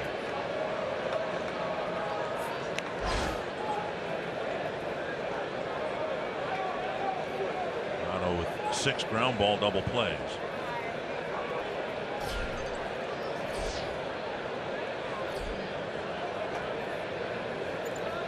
He's only had 1 double play turn behind him. Good breaking ball right there to get ahead. Strike on the outside corner.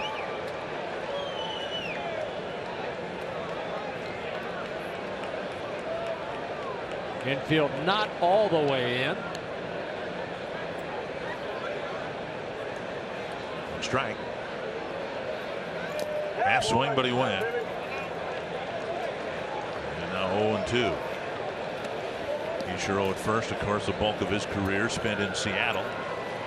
Trevor May grew up a Mariner fan, and he just missed pitching against Ichiro. Ichiro with the single against Santana.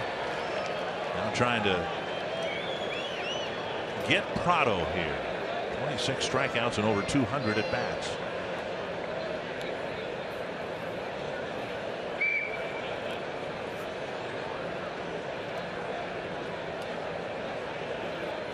.221 at bats and just 26 strikeouts. 0-2. Kicks away from Centeno.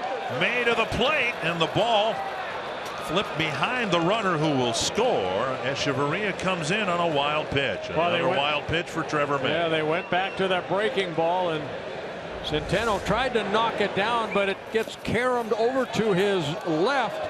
A backhand flip, and May a little slow getting the home plate. Don't know if May was there, would have got him. You see where that throw was. On to second goes Ichiro.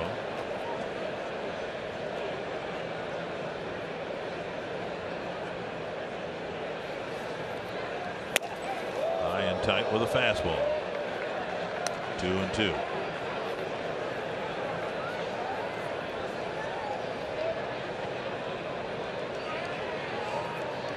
For Trevor May, that was his 7th wild pitch of the year.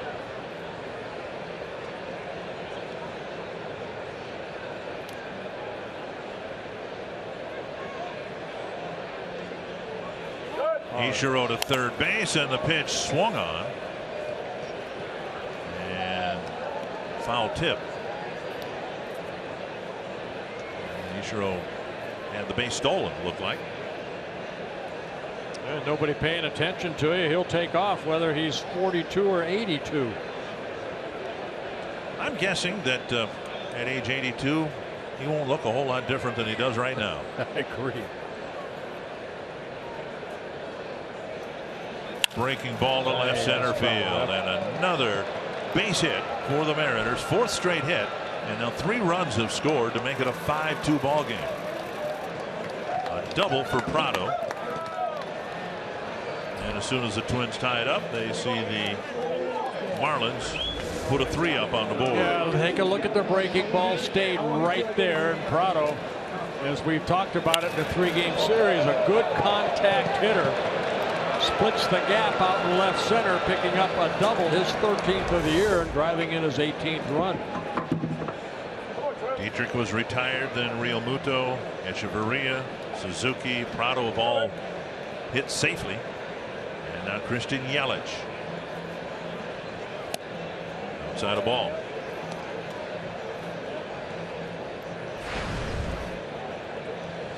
Got the report that Arcia left the ball game with a right foot contusion. X-rays were negative, and feels like we all are day to day.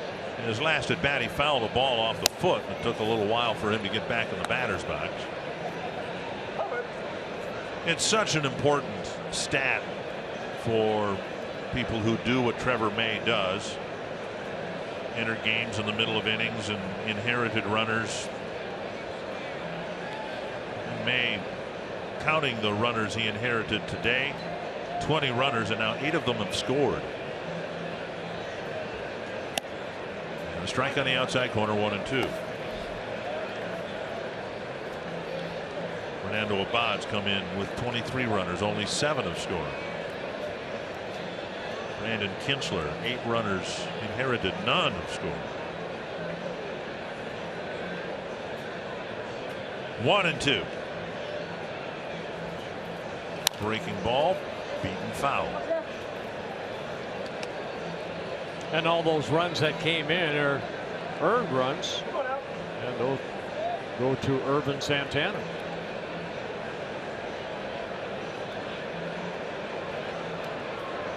Santana locked in from the 2nd inning on through the 6th, and then as soon as the Twins tied the game, Santana struggled off the plate, now 2-2. They retired 10 in a row, got the first out on a nice play by Dozier in the top of this inning, and then 3 straight hits off of him, and then the RBI double by Prado.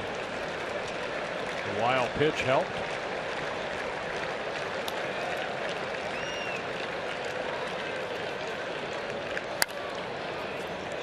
Foul. Marlins have gotten 10 or more hits in all 3 games here. They got 10 hits 2 nights ago and lost. They got 14 hits last night and lost, and now they've got 10 hits again tonight. Again, they're coming in hitting .267 as a ball club. The Pittsburgh Pirates best in the National League, but the Marlins are 4th. They're right behind the Pirates. To left. Grossman retreating, still going back. Playing the carom, another run will score. 5 straight hits and at least a 4-run 7th inning for Miami. Well, Trevor May kind of running through that cycle that he went through in Cleveland and also here against the Toronto Blue Jays and the Kansas City Royals, where he gave up 14 runs in about 6 innings. So it looks like another breaking ball. Fox Tracks presented by Carrier. And Yelich just taking it the other way and driving in a run. His 32nd of the year on his 17th double. Single, single, single, double, double. And now Ozuna. Strike 1.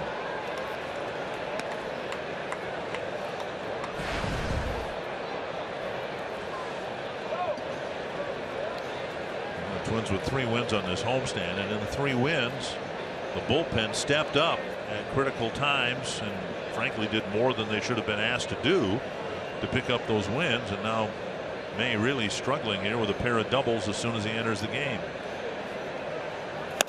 High fastball gets strike 2.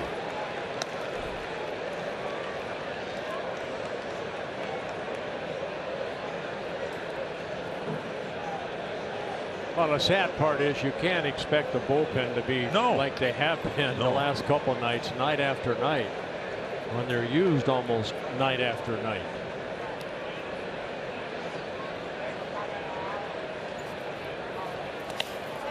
One blocked by Centeno. I mean, you think about it, the last couple of nights they've used what, a total of 13 relievers. Right. Of course, some of them a couple times, and really nobody really had trouble. I mean, Tonkin came in and gave up that base hit, and you know, they pitched great.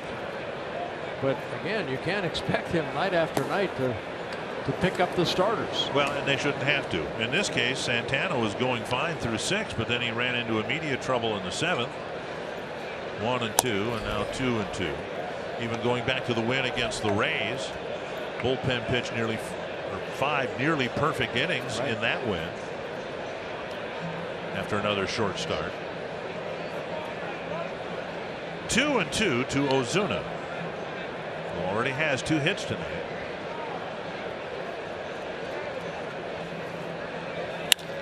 Another base hit, and it'll score another run.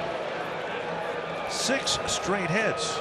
3 allowed by Santana, now 3 by May. And still only 1 out. And we keep throwing Ozuna that fastball right down the heart of the plate. He picked up the RBI double in the 1st inning that scored Suzuki on almost the exact same pitch. And take a look at the location of this fastball right there, thigh high. Ozuna picks up his 3rd hit, 2nd RBI of the ball game.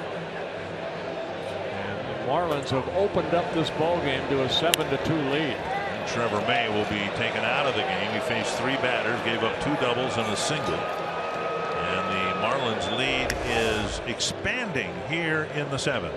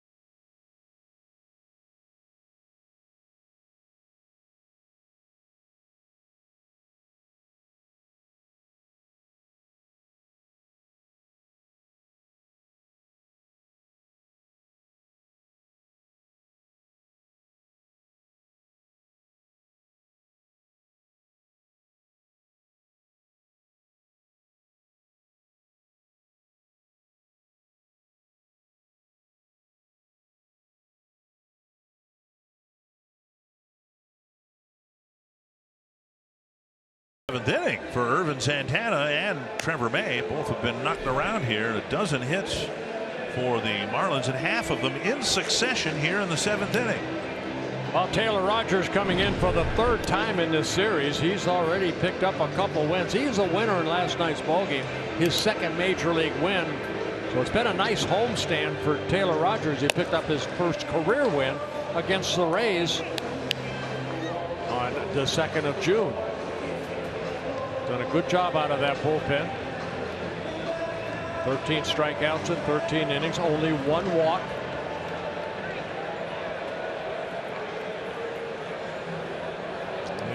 Yeah, here on Tuesday night, he threw 20 pitches. Last night, 10 pitches. California Masters, that's a total of 30. And you'll be able to use that in the state of California in a few days. Well, my grandkids will help me too. They'll help Grandpa, Papa. 1-0 to Stanton, who would like to at least put the ball in play. A lot of those. He's missing that breaking ball badly. A lot of swings and misses.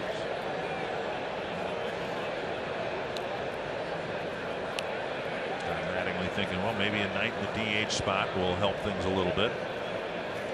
Not so much. It's hard to watch sometimes. You know, we know what this guy can do, and it's just no fun watching a really good hitter struggle like this. Now, if you're out there on the mound, of course, you enjoy it. 1-2. Well, it's got to be another breaking ball after those 2 that he just swung through. Oh my! Well, nowhere's near the target. Right. 2 down. 4 strikeouts for Giancarlo Stanton.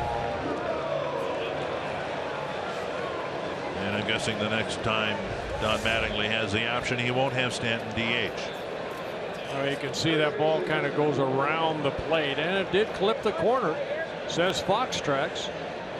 More importantly, says Scott Berry. Yeah. That's the 2nd out. Here's Justin. Excuse me. This is pinch hitter here. No. Johnson is pinch hitting for Bohr. Chris Johnson. Okay.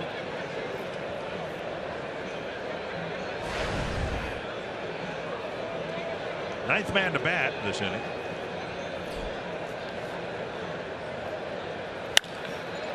That's to the right field corner, chased by Kepler, and he'll have to watch it go. An opposite field home run for Johnson off the bench. And it's a 7-run inning. Yeah, Chris Johnson hitting his 3rd home run of the year.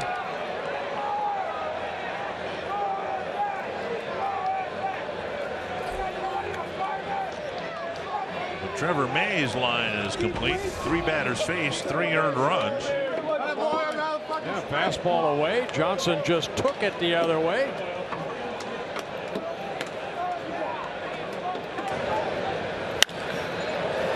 And that ball just went over that limestone into the flower bed.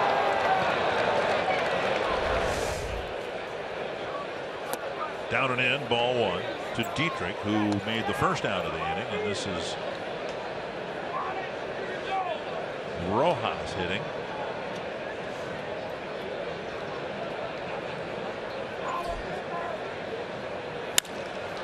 This is unbelievable.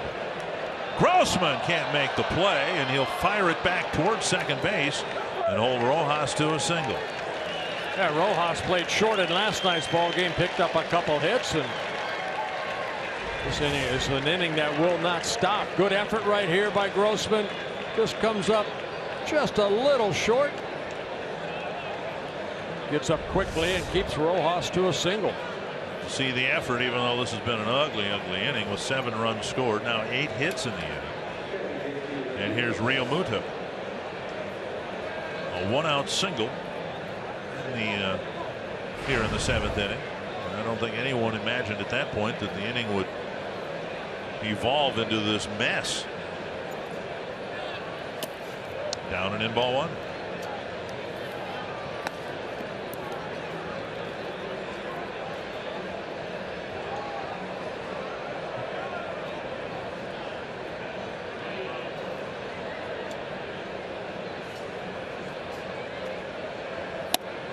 A fastball over the inside corner.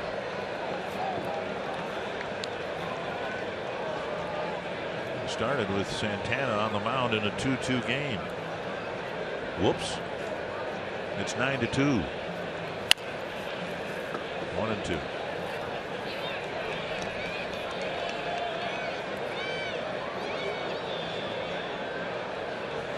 You know what happens too if you use a reliever night after night like they have with Rogers. I mean, the other team gets to see him. Sometimes, you know, he may only face, you know, maybe a team in a 3-game series, maybe one time. This a third time. Oh my goodness! Now he hits Real Muto. Hit him with the back foot with a hard breaking ball. And working 3 days in a row, you can't possibly be as sharp on Thursday as you were on Tuesday.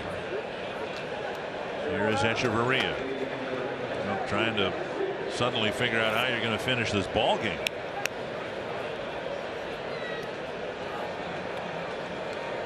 It's always dangerous to try to read lips, but I thought I saw the manager say Boshiers. So we'll see if he's the next guy warming up for the Twins. Inside a ball. Not in May's case because he hasn't worked that much, but what we're seeing here I think is the result of the short starts earlier in this series when the bullpen took the baton and ran with it to a couple of wins.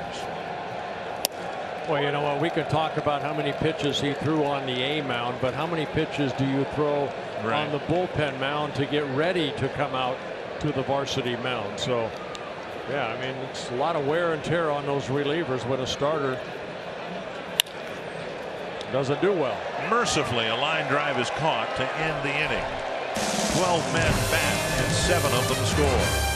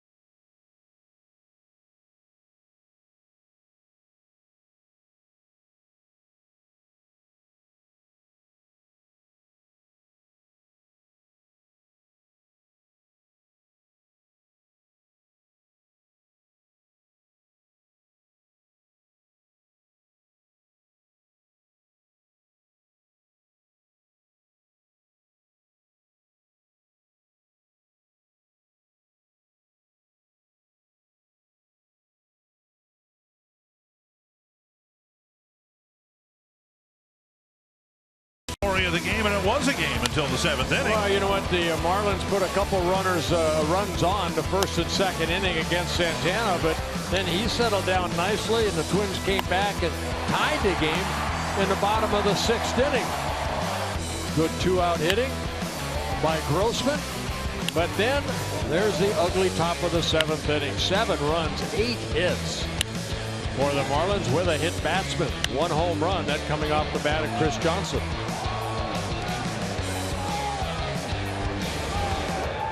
And so it's 9-2. And Brian Dozier will lead off the bottom of the 7th inning. And a new pitcher for the Marlins. It will be Mike Dunn, the only left-hander out of that bullpen, making his 4th relief appearance. He worked in last night's ball game, just a 1/3 of an inning. Just activated off the disabled list.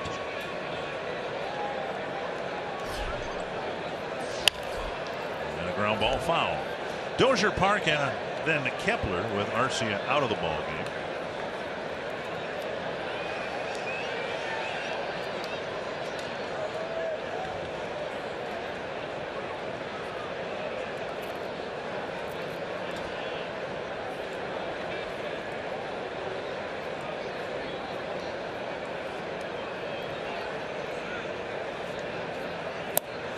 Now inside. Done with that hard slider. Good fastball. And a changeup. In his 5th season with the Marlins, originally signed by the Yankees, a 33rd round pick in 2004. Now inside again, 2-1.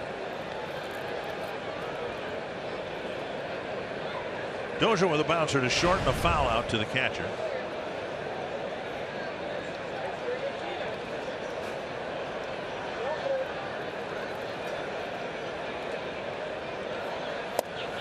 Missing inside, 3-1.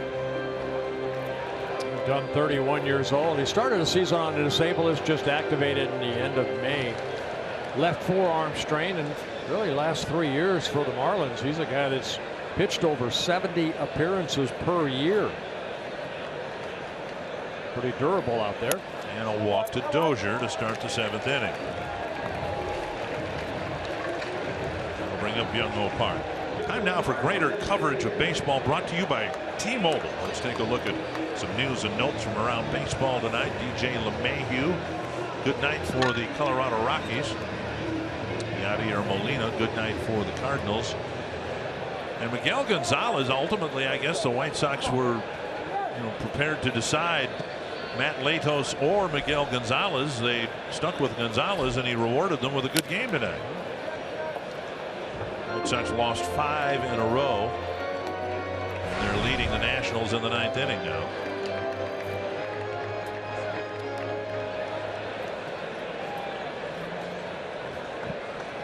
That's leading the Nationals in Gio Gonzalez. They say in baseball it's the first time that there's ever been a Gonzalez against Gonzalez pitching matchup. Wow.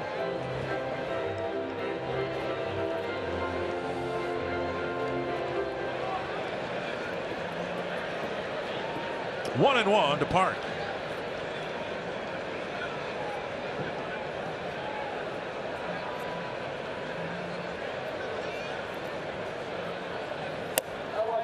And now 2-1.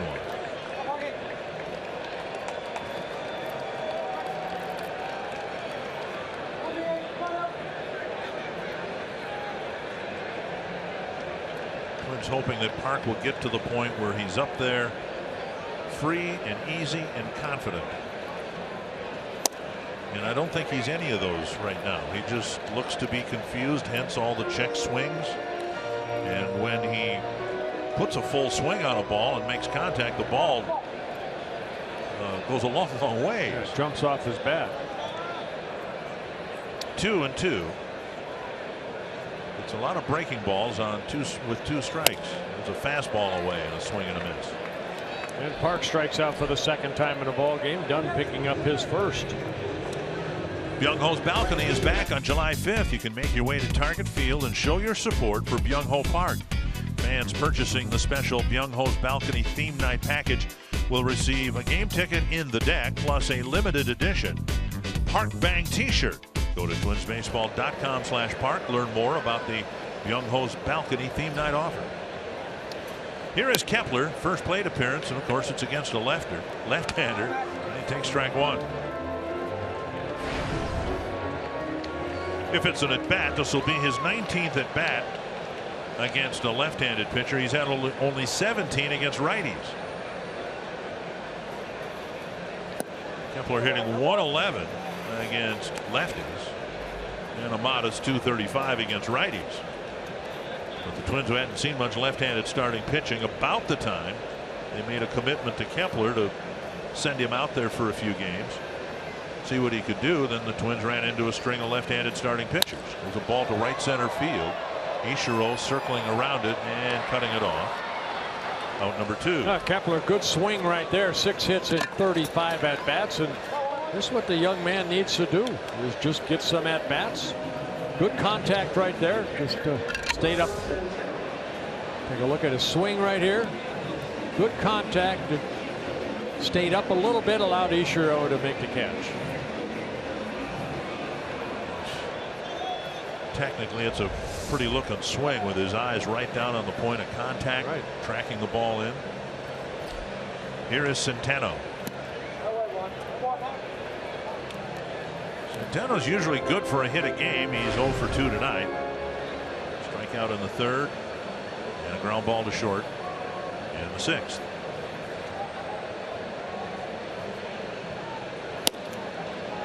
And now 1-1.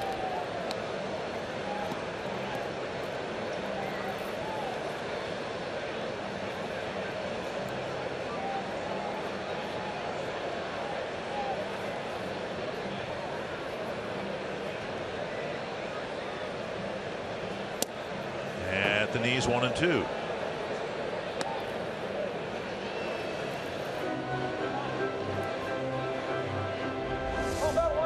Good fastball down, good arm angle, straight down. Flips the lower part of the strike zone. Over the Marlins dugout. Dunn came up with the Yankees back in 2009, signed by the Yankees in 2004. Also pitched for a season with the Braves. The Atlanta Braves. Came to the Marlins in 2011.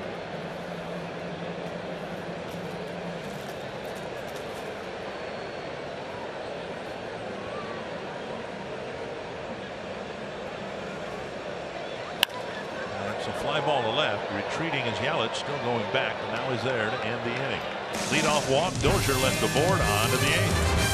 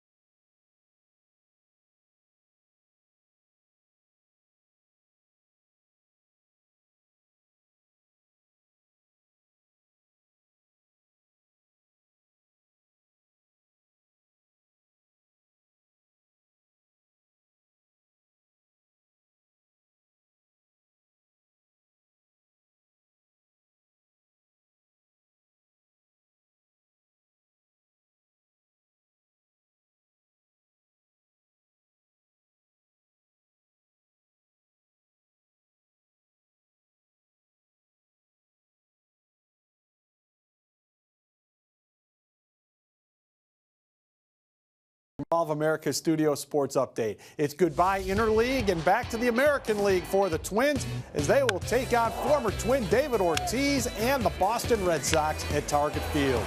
Join us tomorrow night at 6:30 as the Twins and Red Sox series gets underway on Fox Sports North. And we'll look forward to big crowds this weekend at Target Field with the Red Sox coming to town. The Red Sox right now trailing the Orioles by a game and a half in the East, but absolutely getting the cover off the ball. Well, Phil Hughes coming into the ball game. The 11 games all starts. You can see the record, the high earned run average now put into that bullpen. 57 1/3 innings for Phil Hughes. He's allowed 72 hits, 13 walks, and 32 strikeouts. Fastball and strike one. Fastball clocked at 93. Facing Ichiro, then Prado and Yelich. Fouled away, 2 strikes.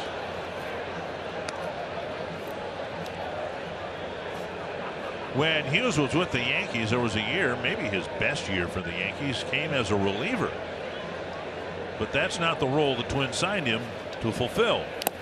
There's a strikeout on 3 pitches. Ichiro on a breaking ball. I said that's the one that I've seen Ichiro swing and miss. That breaking ball down. He doesn't strike out much, but when he does, he'll chase that breaking ball. You get ahead in the count, and you can almost drop it on the other side of the plate just like that. And Ichiro, a strikeout victim. So Phil Hughes picks up a strikeout. In 2009, Hughes pitched in 51 games for the Yankees. He made only 7 starts. His opponent batting average was .217. He went 8-3, 68 hits, 86 innings, 96 strikeouts, and he was a very valuable member of that Yankee pitching staff. And that one will skip by Dozier and into right field. A base hit for Prado, his second straight hit. But most of his time with the Yankees was spent as a starting pitcher. I remember when they were thinking of putting him in that rotation. Do we leave him in the bullpen? Do we put him as a starter? And they decided to start him. Won 18 games the next day as a primary starter.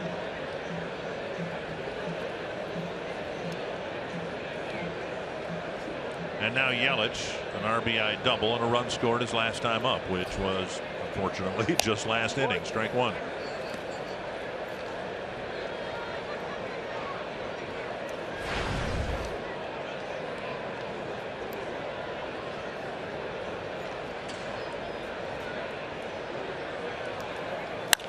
Another base hit to right. This is a good hitting team, and if they can get Stanton going, they're going to have more flow to their batting order than we've seen here in this series. Well, again, the pitches that they have hit, Yelich picking up his second hit. That breaking ball just kind of hung right there. Yelich pulling that ball. That's what we've noticed with Hughes, and you saw the numbers when he pitched back in 2009, an opponent batting average of .217. And this year it's been almost 100 points higher. The Twins have a lot of money invested in Phil Hughes, and they're hoping that he snaps out of this, whatever he's in. Another base hit. And Prado will come around third and score. And Osuna again on the fastball gets a hit, a base hit. His 4th hit of the ball game, driving in his 3rd run. It's almost like Evan Longoria and the Rays all over again with Osuna. It's just that, you know, they just keep feeding them fastballs. They've gotten 41 hits in this series and not one home run. Well, they do, yeah. Johnson hit one. Oh, Johnson just hit one. That's right.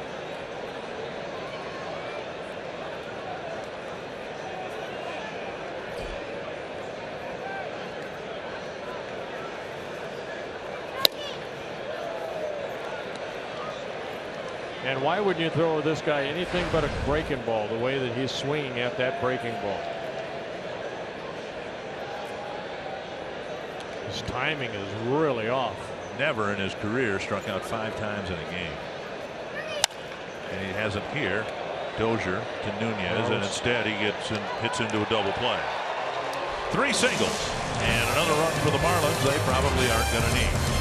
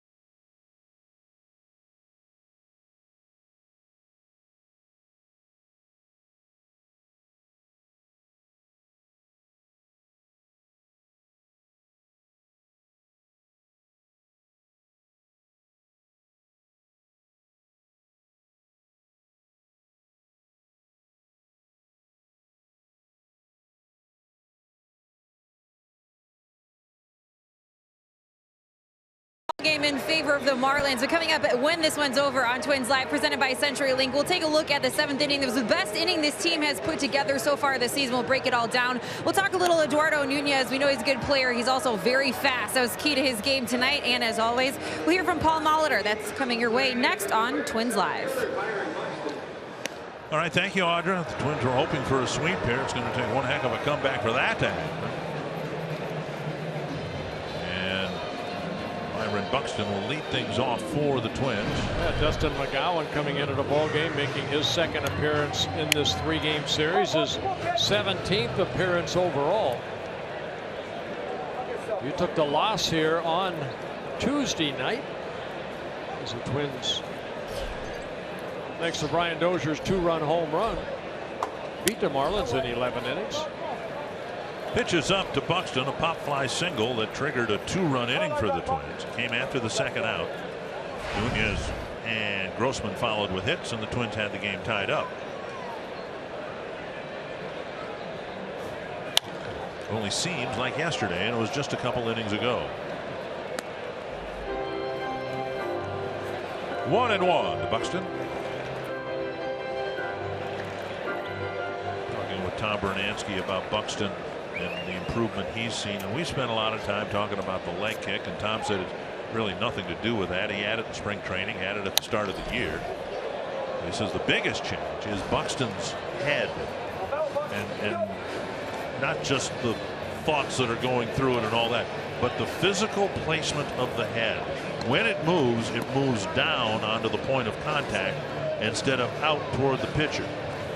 And I think we showed Kepler when he hit that ball to right center. We were showing how he kept that head down. I think that's the example. You know, the viewers out there might remember. And a fastball beats him. 97 miles per hour, 1 down. And McGowan's always had a great arm. It's just the injuries that has kind of shortened his stay in the big leagues at times. Good fastball straight over the top. 97 with some sink. It's a tough combo. Here is Nunez.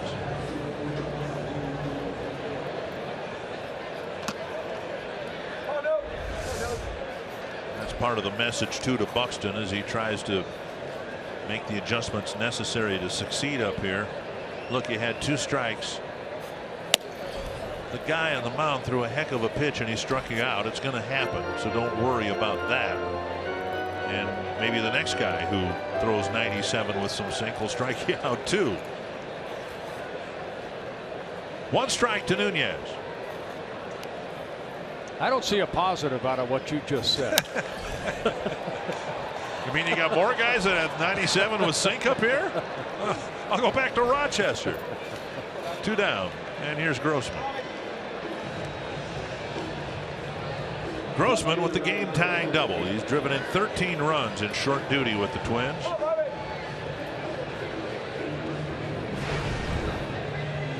And to kind of channel what Paul Molitor was saying the other day, did you imagine that here in the 2nd week of June that Paul Molitor, would be looking for opportunities to rest Eduardo Nunez and Robbie Grossman? And believe me, they don't want to rest. No. They don't want to rest. You know, we're in a groove like Nunez and Grossman are. You don't want a day off. Maybe you cut down on what you do in your pregame warm-ups and all that stuff, but you want to be focused on those 4 or 5 at-bats that you're going to get. Nunez with 2 singles today, Grossman with 1. Yeah, I was talking a double. Talking to Perry Castellano. You know, Don Mattingly and the Marlins, they don't do a lot of extra hitting. You know, teams come out at 2 o'clock a lot of times. Just foul and just out of the reach. Don Mattingly and his coaching staff, they don't do a lot of that. They realize it's a 162-day schedule, and very seldomly will they have guys hit early. Well, for the last 5 years or so of his career, he really had to pick and choose what he would do because he had such chronic back problems, and whether it was simply hitting off a tee or whatever, he couldn't participate fully in what everybody else was doing because of physical limitations. 2-1 to Grossman. Joe Madden and the Cubs do the same thing. They'll just, you know, take some batting practice off and take it easy in day games. Not having a workout. You see Barry Bonds. 2-2 to Grossman. And Grossman strikes out on a foul tip. And it's a 1-2-3-8 for McGowan.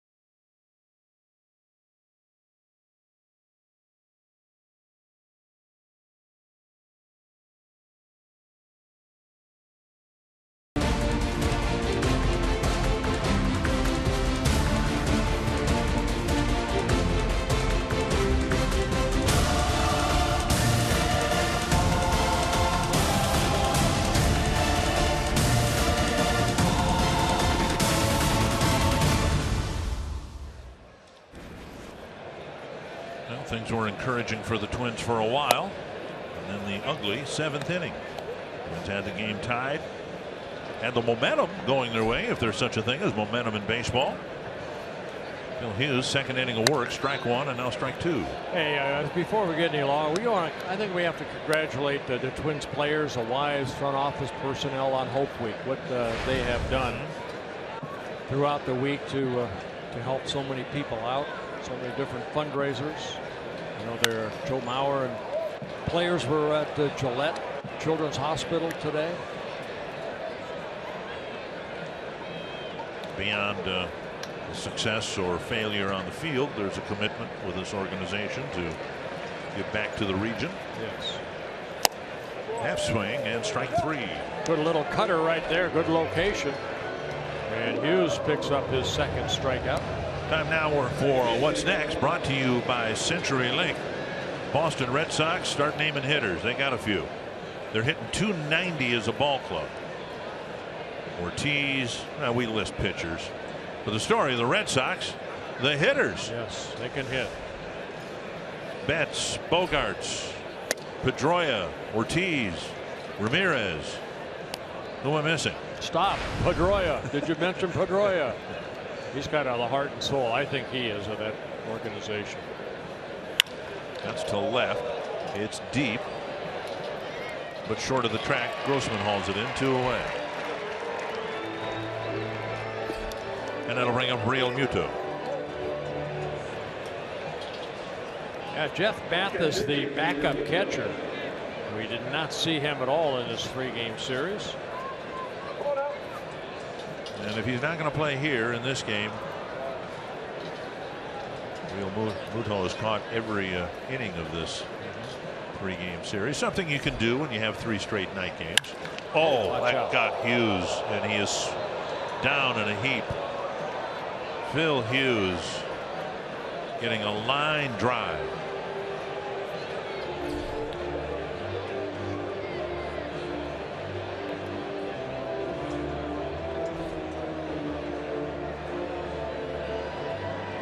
Got him right on the knee, hopefully not on the kneecap. Tony Leo out there touching the area, trying to flex the knee.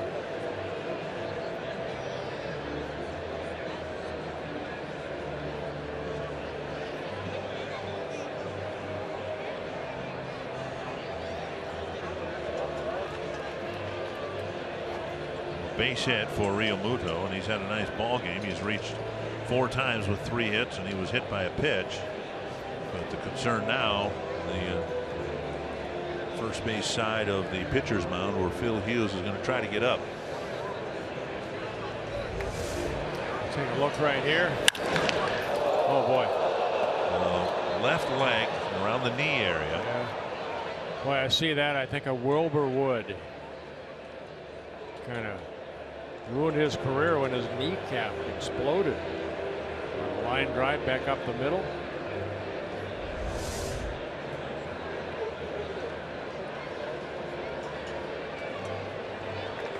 Hughes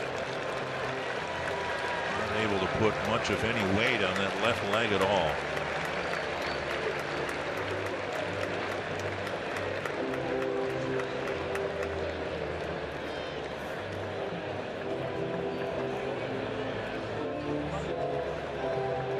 Saw Paul Molitor say Bo Shears, and if he has not been up, he will get as many throws as need be. He was very slowly, and as he's getting toward the dugout, able to put a little more weight on that left leg, but we'll certainly hope for the best for Phil Hughes. Getting drilled by a line drive somewhere in the knee area of the left leg. The worst part of it, of course, now the stairs.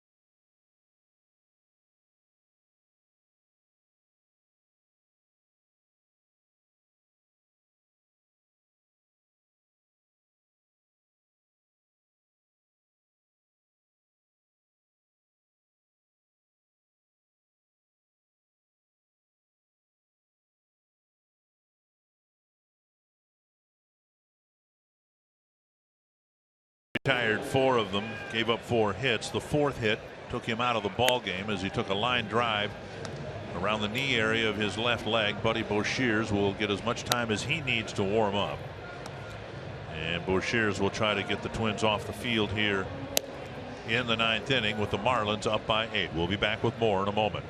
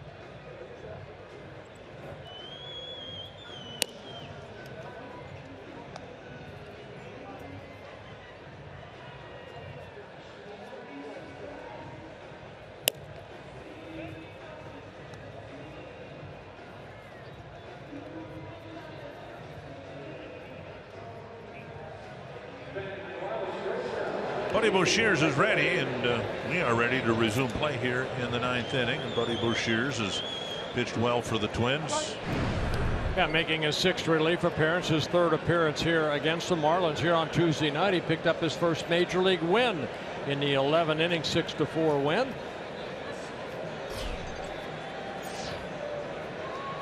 Echeverria, the hitter. Buddy Bouchers entered the game because of Phil Hughes' last pitch being lined right back to him, and it got him, it looked like, in the inside of the left knee area. And he had to be helped from the field, and we will, if we get an update, we'll give it to you. But given the lateness of the game, we might have to wait until post game or even tomorrow to find out exactly what happened. Earlier in the ball game, Oswaldo Arcia fouled the ball off his foot and had x-rays, and they came back negative. So I would imagine Hughes will get some sort of an exam. 2-1 from Bouchers to Echeverria. Well, you mentioned it. We're hope that Phil Hughes is okay. That's the main thing.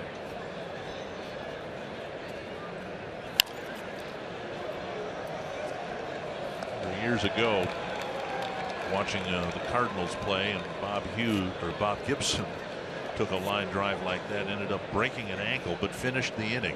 And if you know anything about Bob Gibson, that part doesn't surprise you at all. 2-2. And another grounder foul.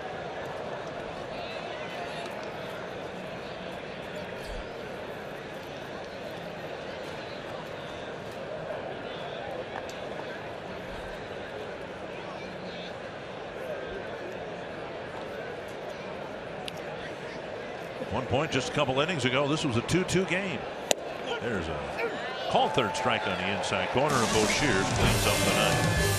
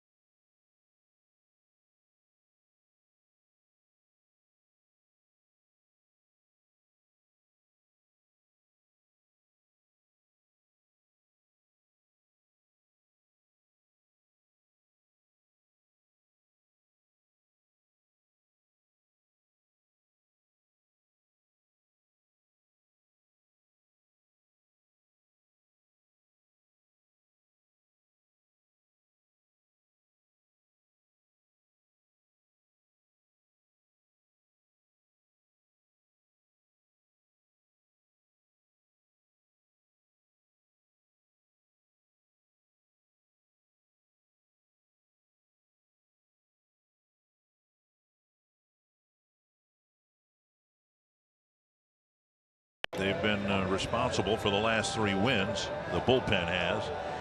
But not a good story here tonight. In our carsoup.com trivia question, who were the 7 #1 overall picks to win an MVP award? Barry Bonds, I'm guessing, is one of them. Joe Mauer is one of them. And you mentioned Bryce Harper. Yeah, Chipper Jones. Griffey Jr. Alex Rodriguez. Josh Hamilton. So we got 2 of them. That's pretty good for us. Barry Bonds not on the list. He wasn't a #1 overall pick.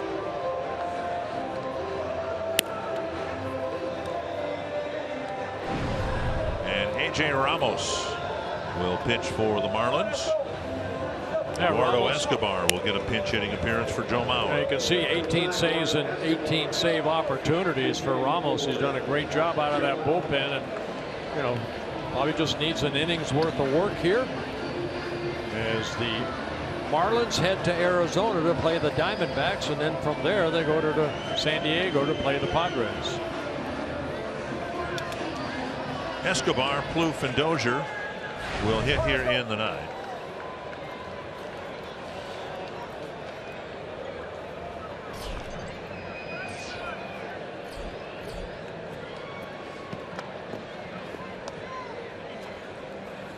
Up and away, ball one.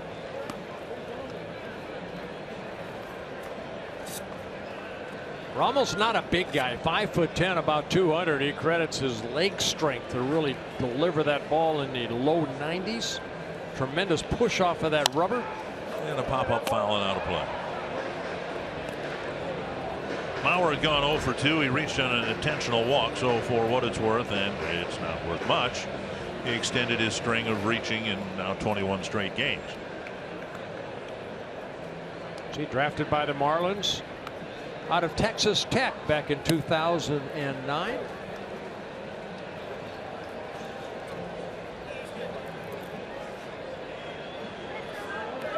Ramos became the closer last year for the Marlins. He saved 38 ball games. Excuse me, 32 and 38 opportunities. Escobar swings and misses.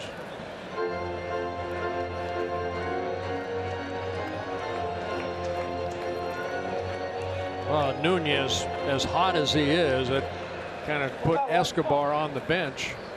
So Escobar not getting a lot of playing time right now.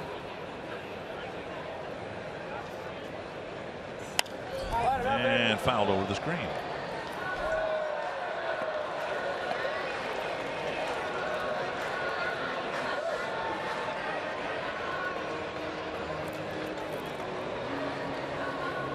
Escobar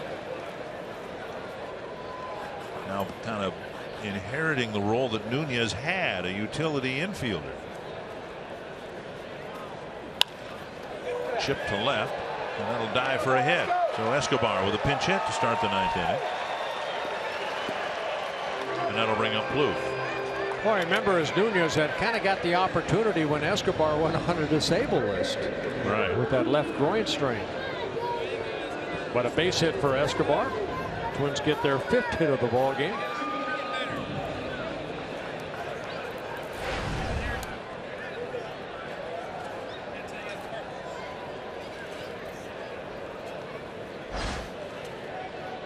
Plouffe with 2 ground outs and a strikeout. High and tight. Ball one.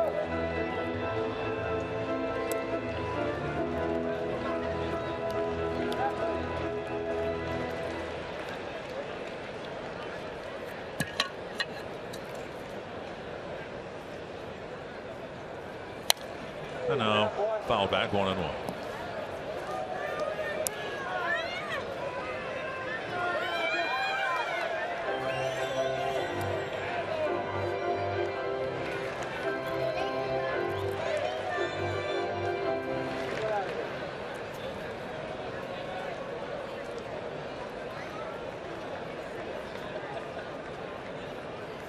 Breaking ball over the inside corner.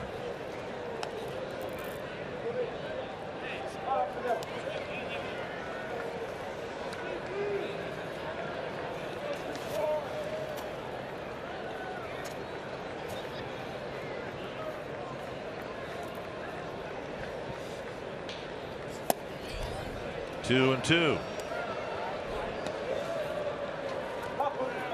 Control has been an issue a little bit for Ramos. 16 walks in 24 innings, and only 13, now 14 hits allowed with that base hit by Escobar.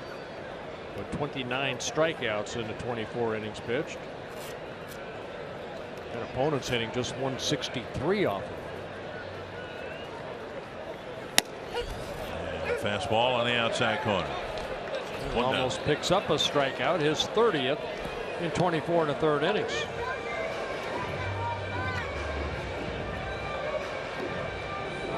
And now Brian Dozier. Strikeout number 10 for the Marlins against the Twins here tonight.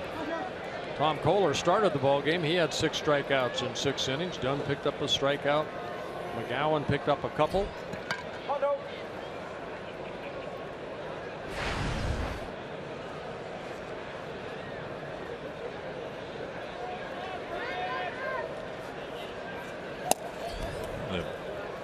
give your credit, some credit to Kohler. He did a nice job, particularly with the middle of the Twins lineup. I mean, Mauer, all the way through Centeno, really didn't do anything at all tonight. Really faced a minimum the first 5 innings. Just faced 15 batters. Well, liner to left, a base hit with 1 out in the ninth. Remember, it was a 2-out rally that the Twins put together in the 6th to tie the game. 3 straight hits. Young Ho Park will bat. 0 for 3 with 2 strikeouts.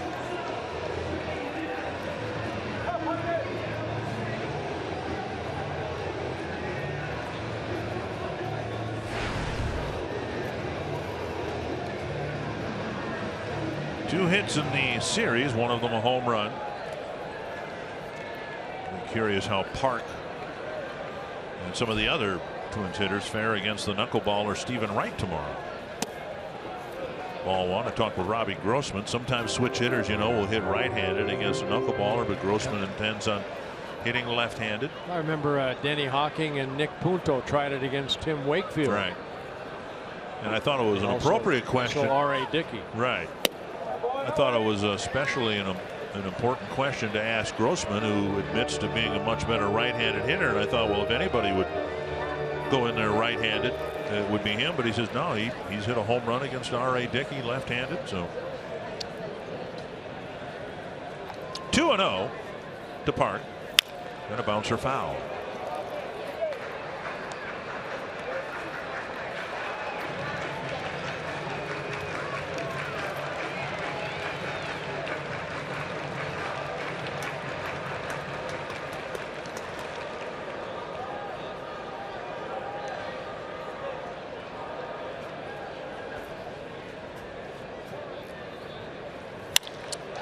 To left. 3 hits here in the ninth, all singles, and the bases are loaded. A lot of times we'll see this, you know, a closer coming in 18 for 18 and save opportunities. They're trying to get an inning's worth of work out of Ramos here. And a lot of times closers, they just don't have maybe that focus or concentration. Juan Nieves will come to the mound. You know, and I can understand that. I mean, one of the things that makes a closer successful is adrenaline, right? I mean, they're fired up for the moment, and maybe they throw a little bit harder in the ninth than they ever did as a starter or a setup guy. And so when you take that component, you know, off the mound, that adrenaline rush, because it's 10-2. And then the edge isn't there. Yeah, and all of a sudden you find yourself with bases loaded and 1 out. Now you're trying to get back into that groove, and sometimes that's hard. Remember, Joe Nathan had that problem. I go back to Eddie Gordado had that problem. And I'll bet you if you looked it up, Al Worthington had that problem too. Off the outside corner, ball 1. Kepler, second at bat. First time against a right-handed pitcher in a while.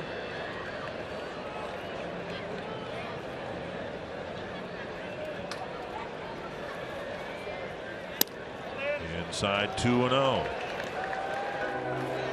What you don't want to happen, and that's what I'm sure Mattingly is looking at, is somebody's warming up in the bullpen. You don't want your closer to throw 30, 35 pitches.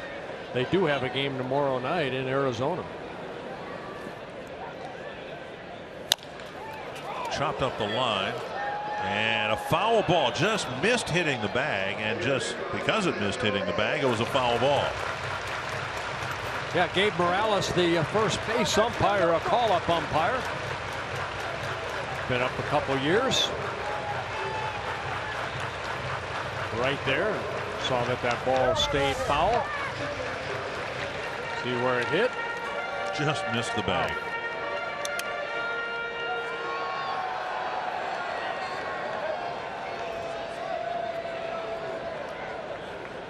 Two and 1 to Kepler.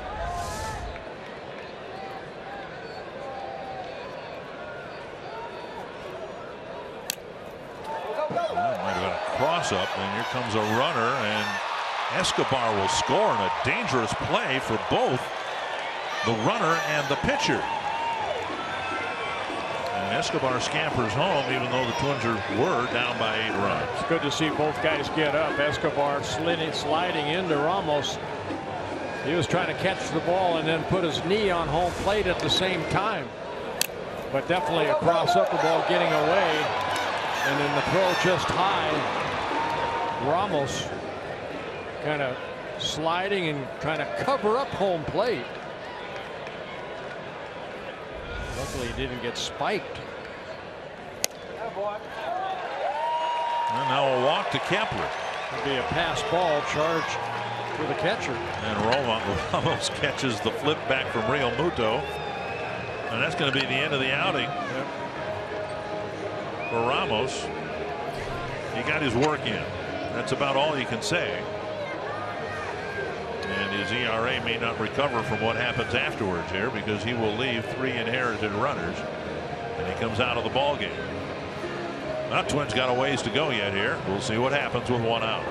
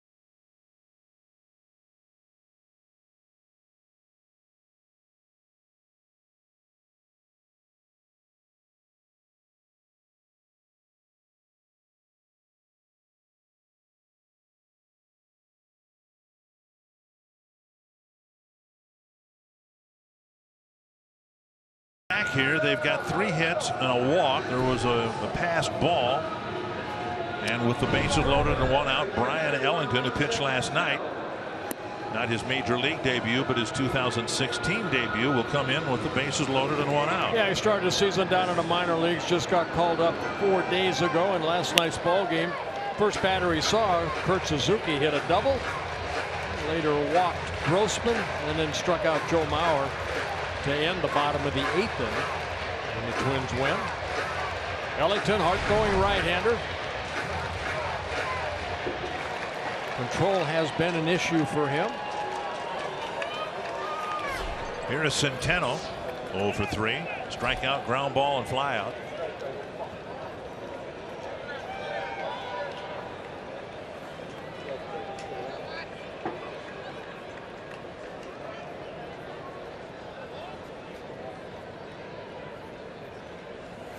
Strike on the outside corner. We saw Ellington last night. We had him clocked at 100 miles an hour.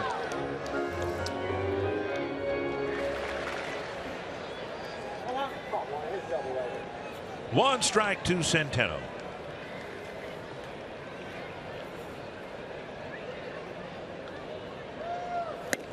He chases 98, 0-2. Ellington, 25 years old. Last year, 23 relief appearances for the Marlins. Spent most of the year down in the minor leagues.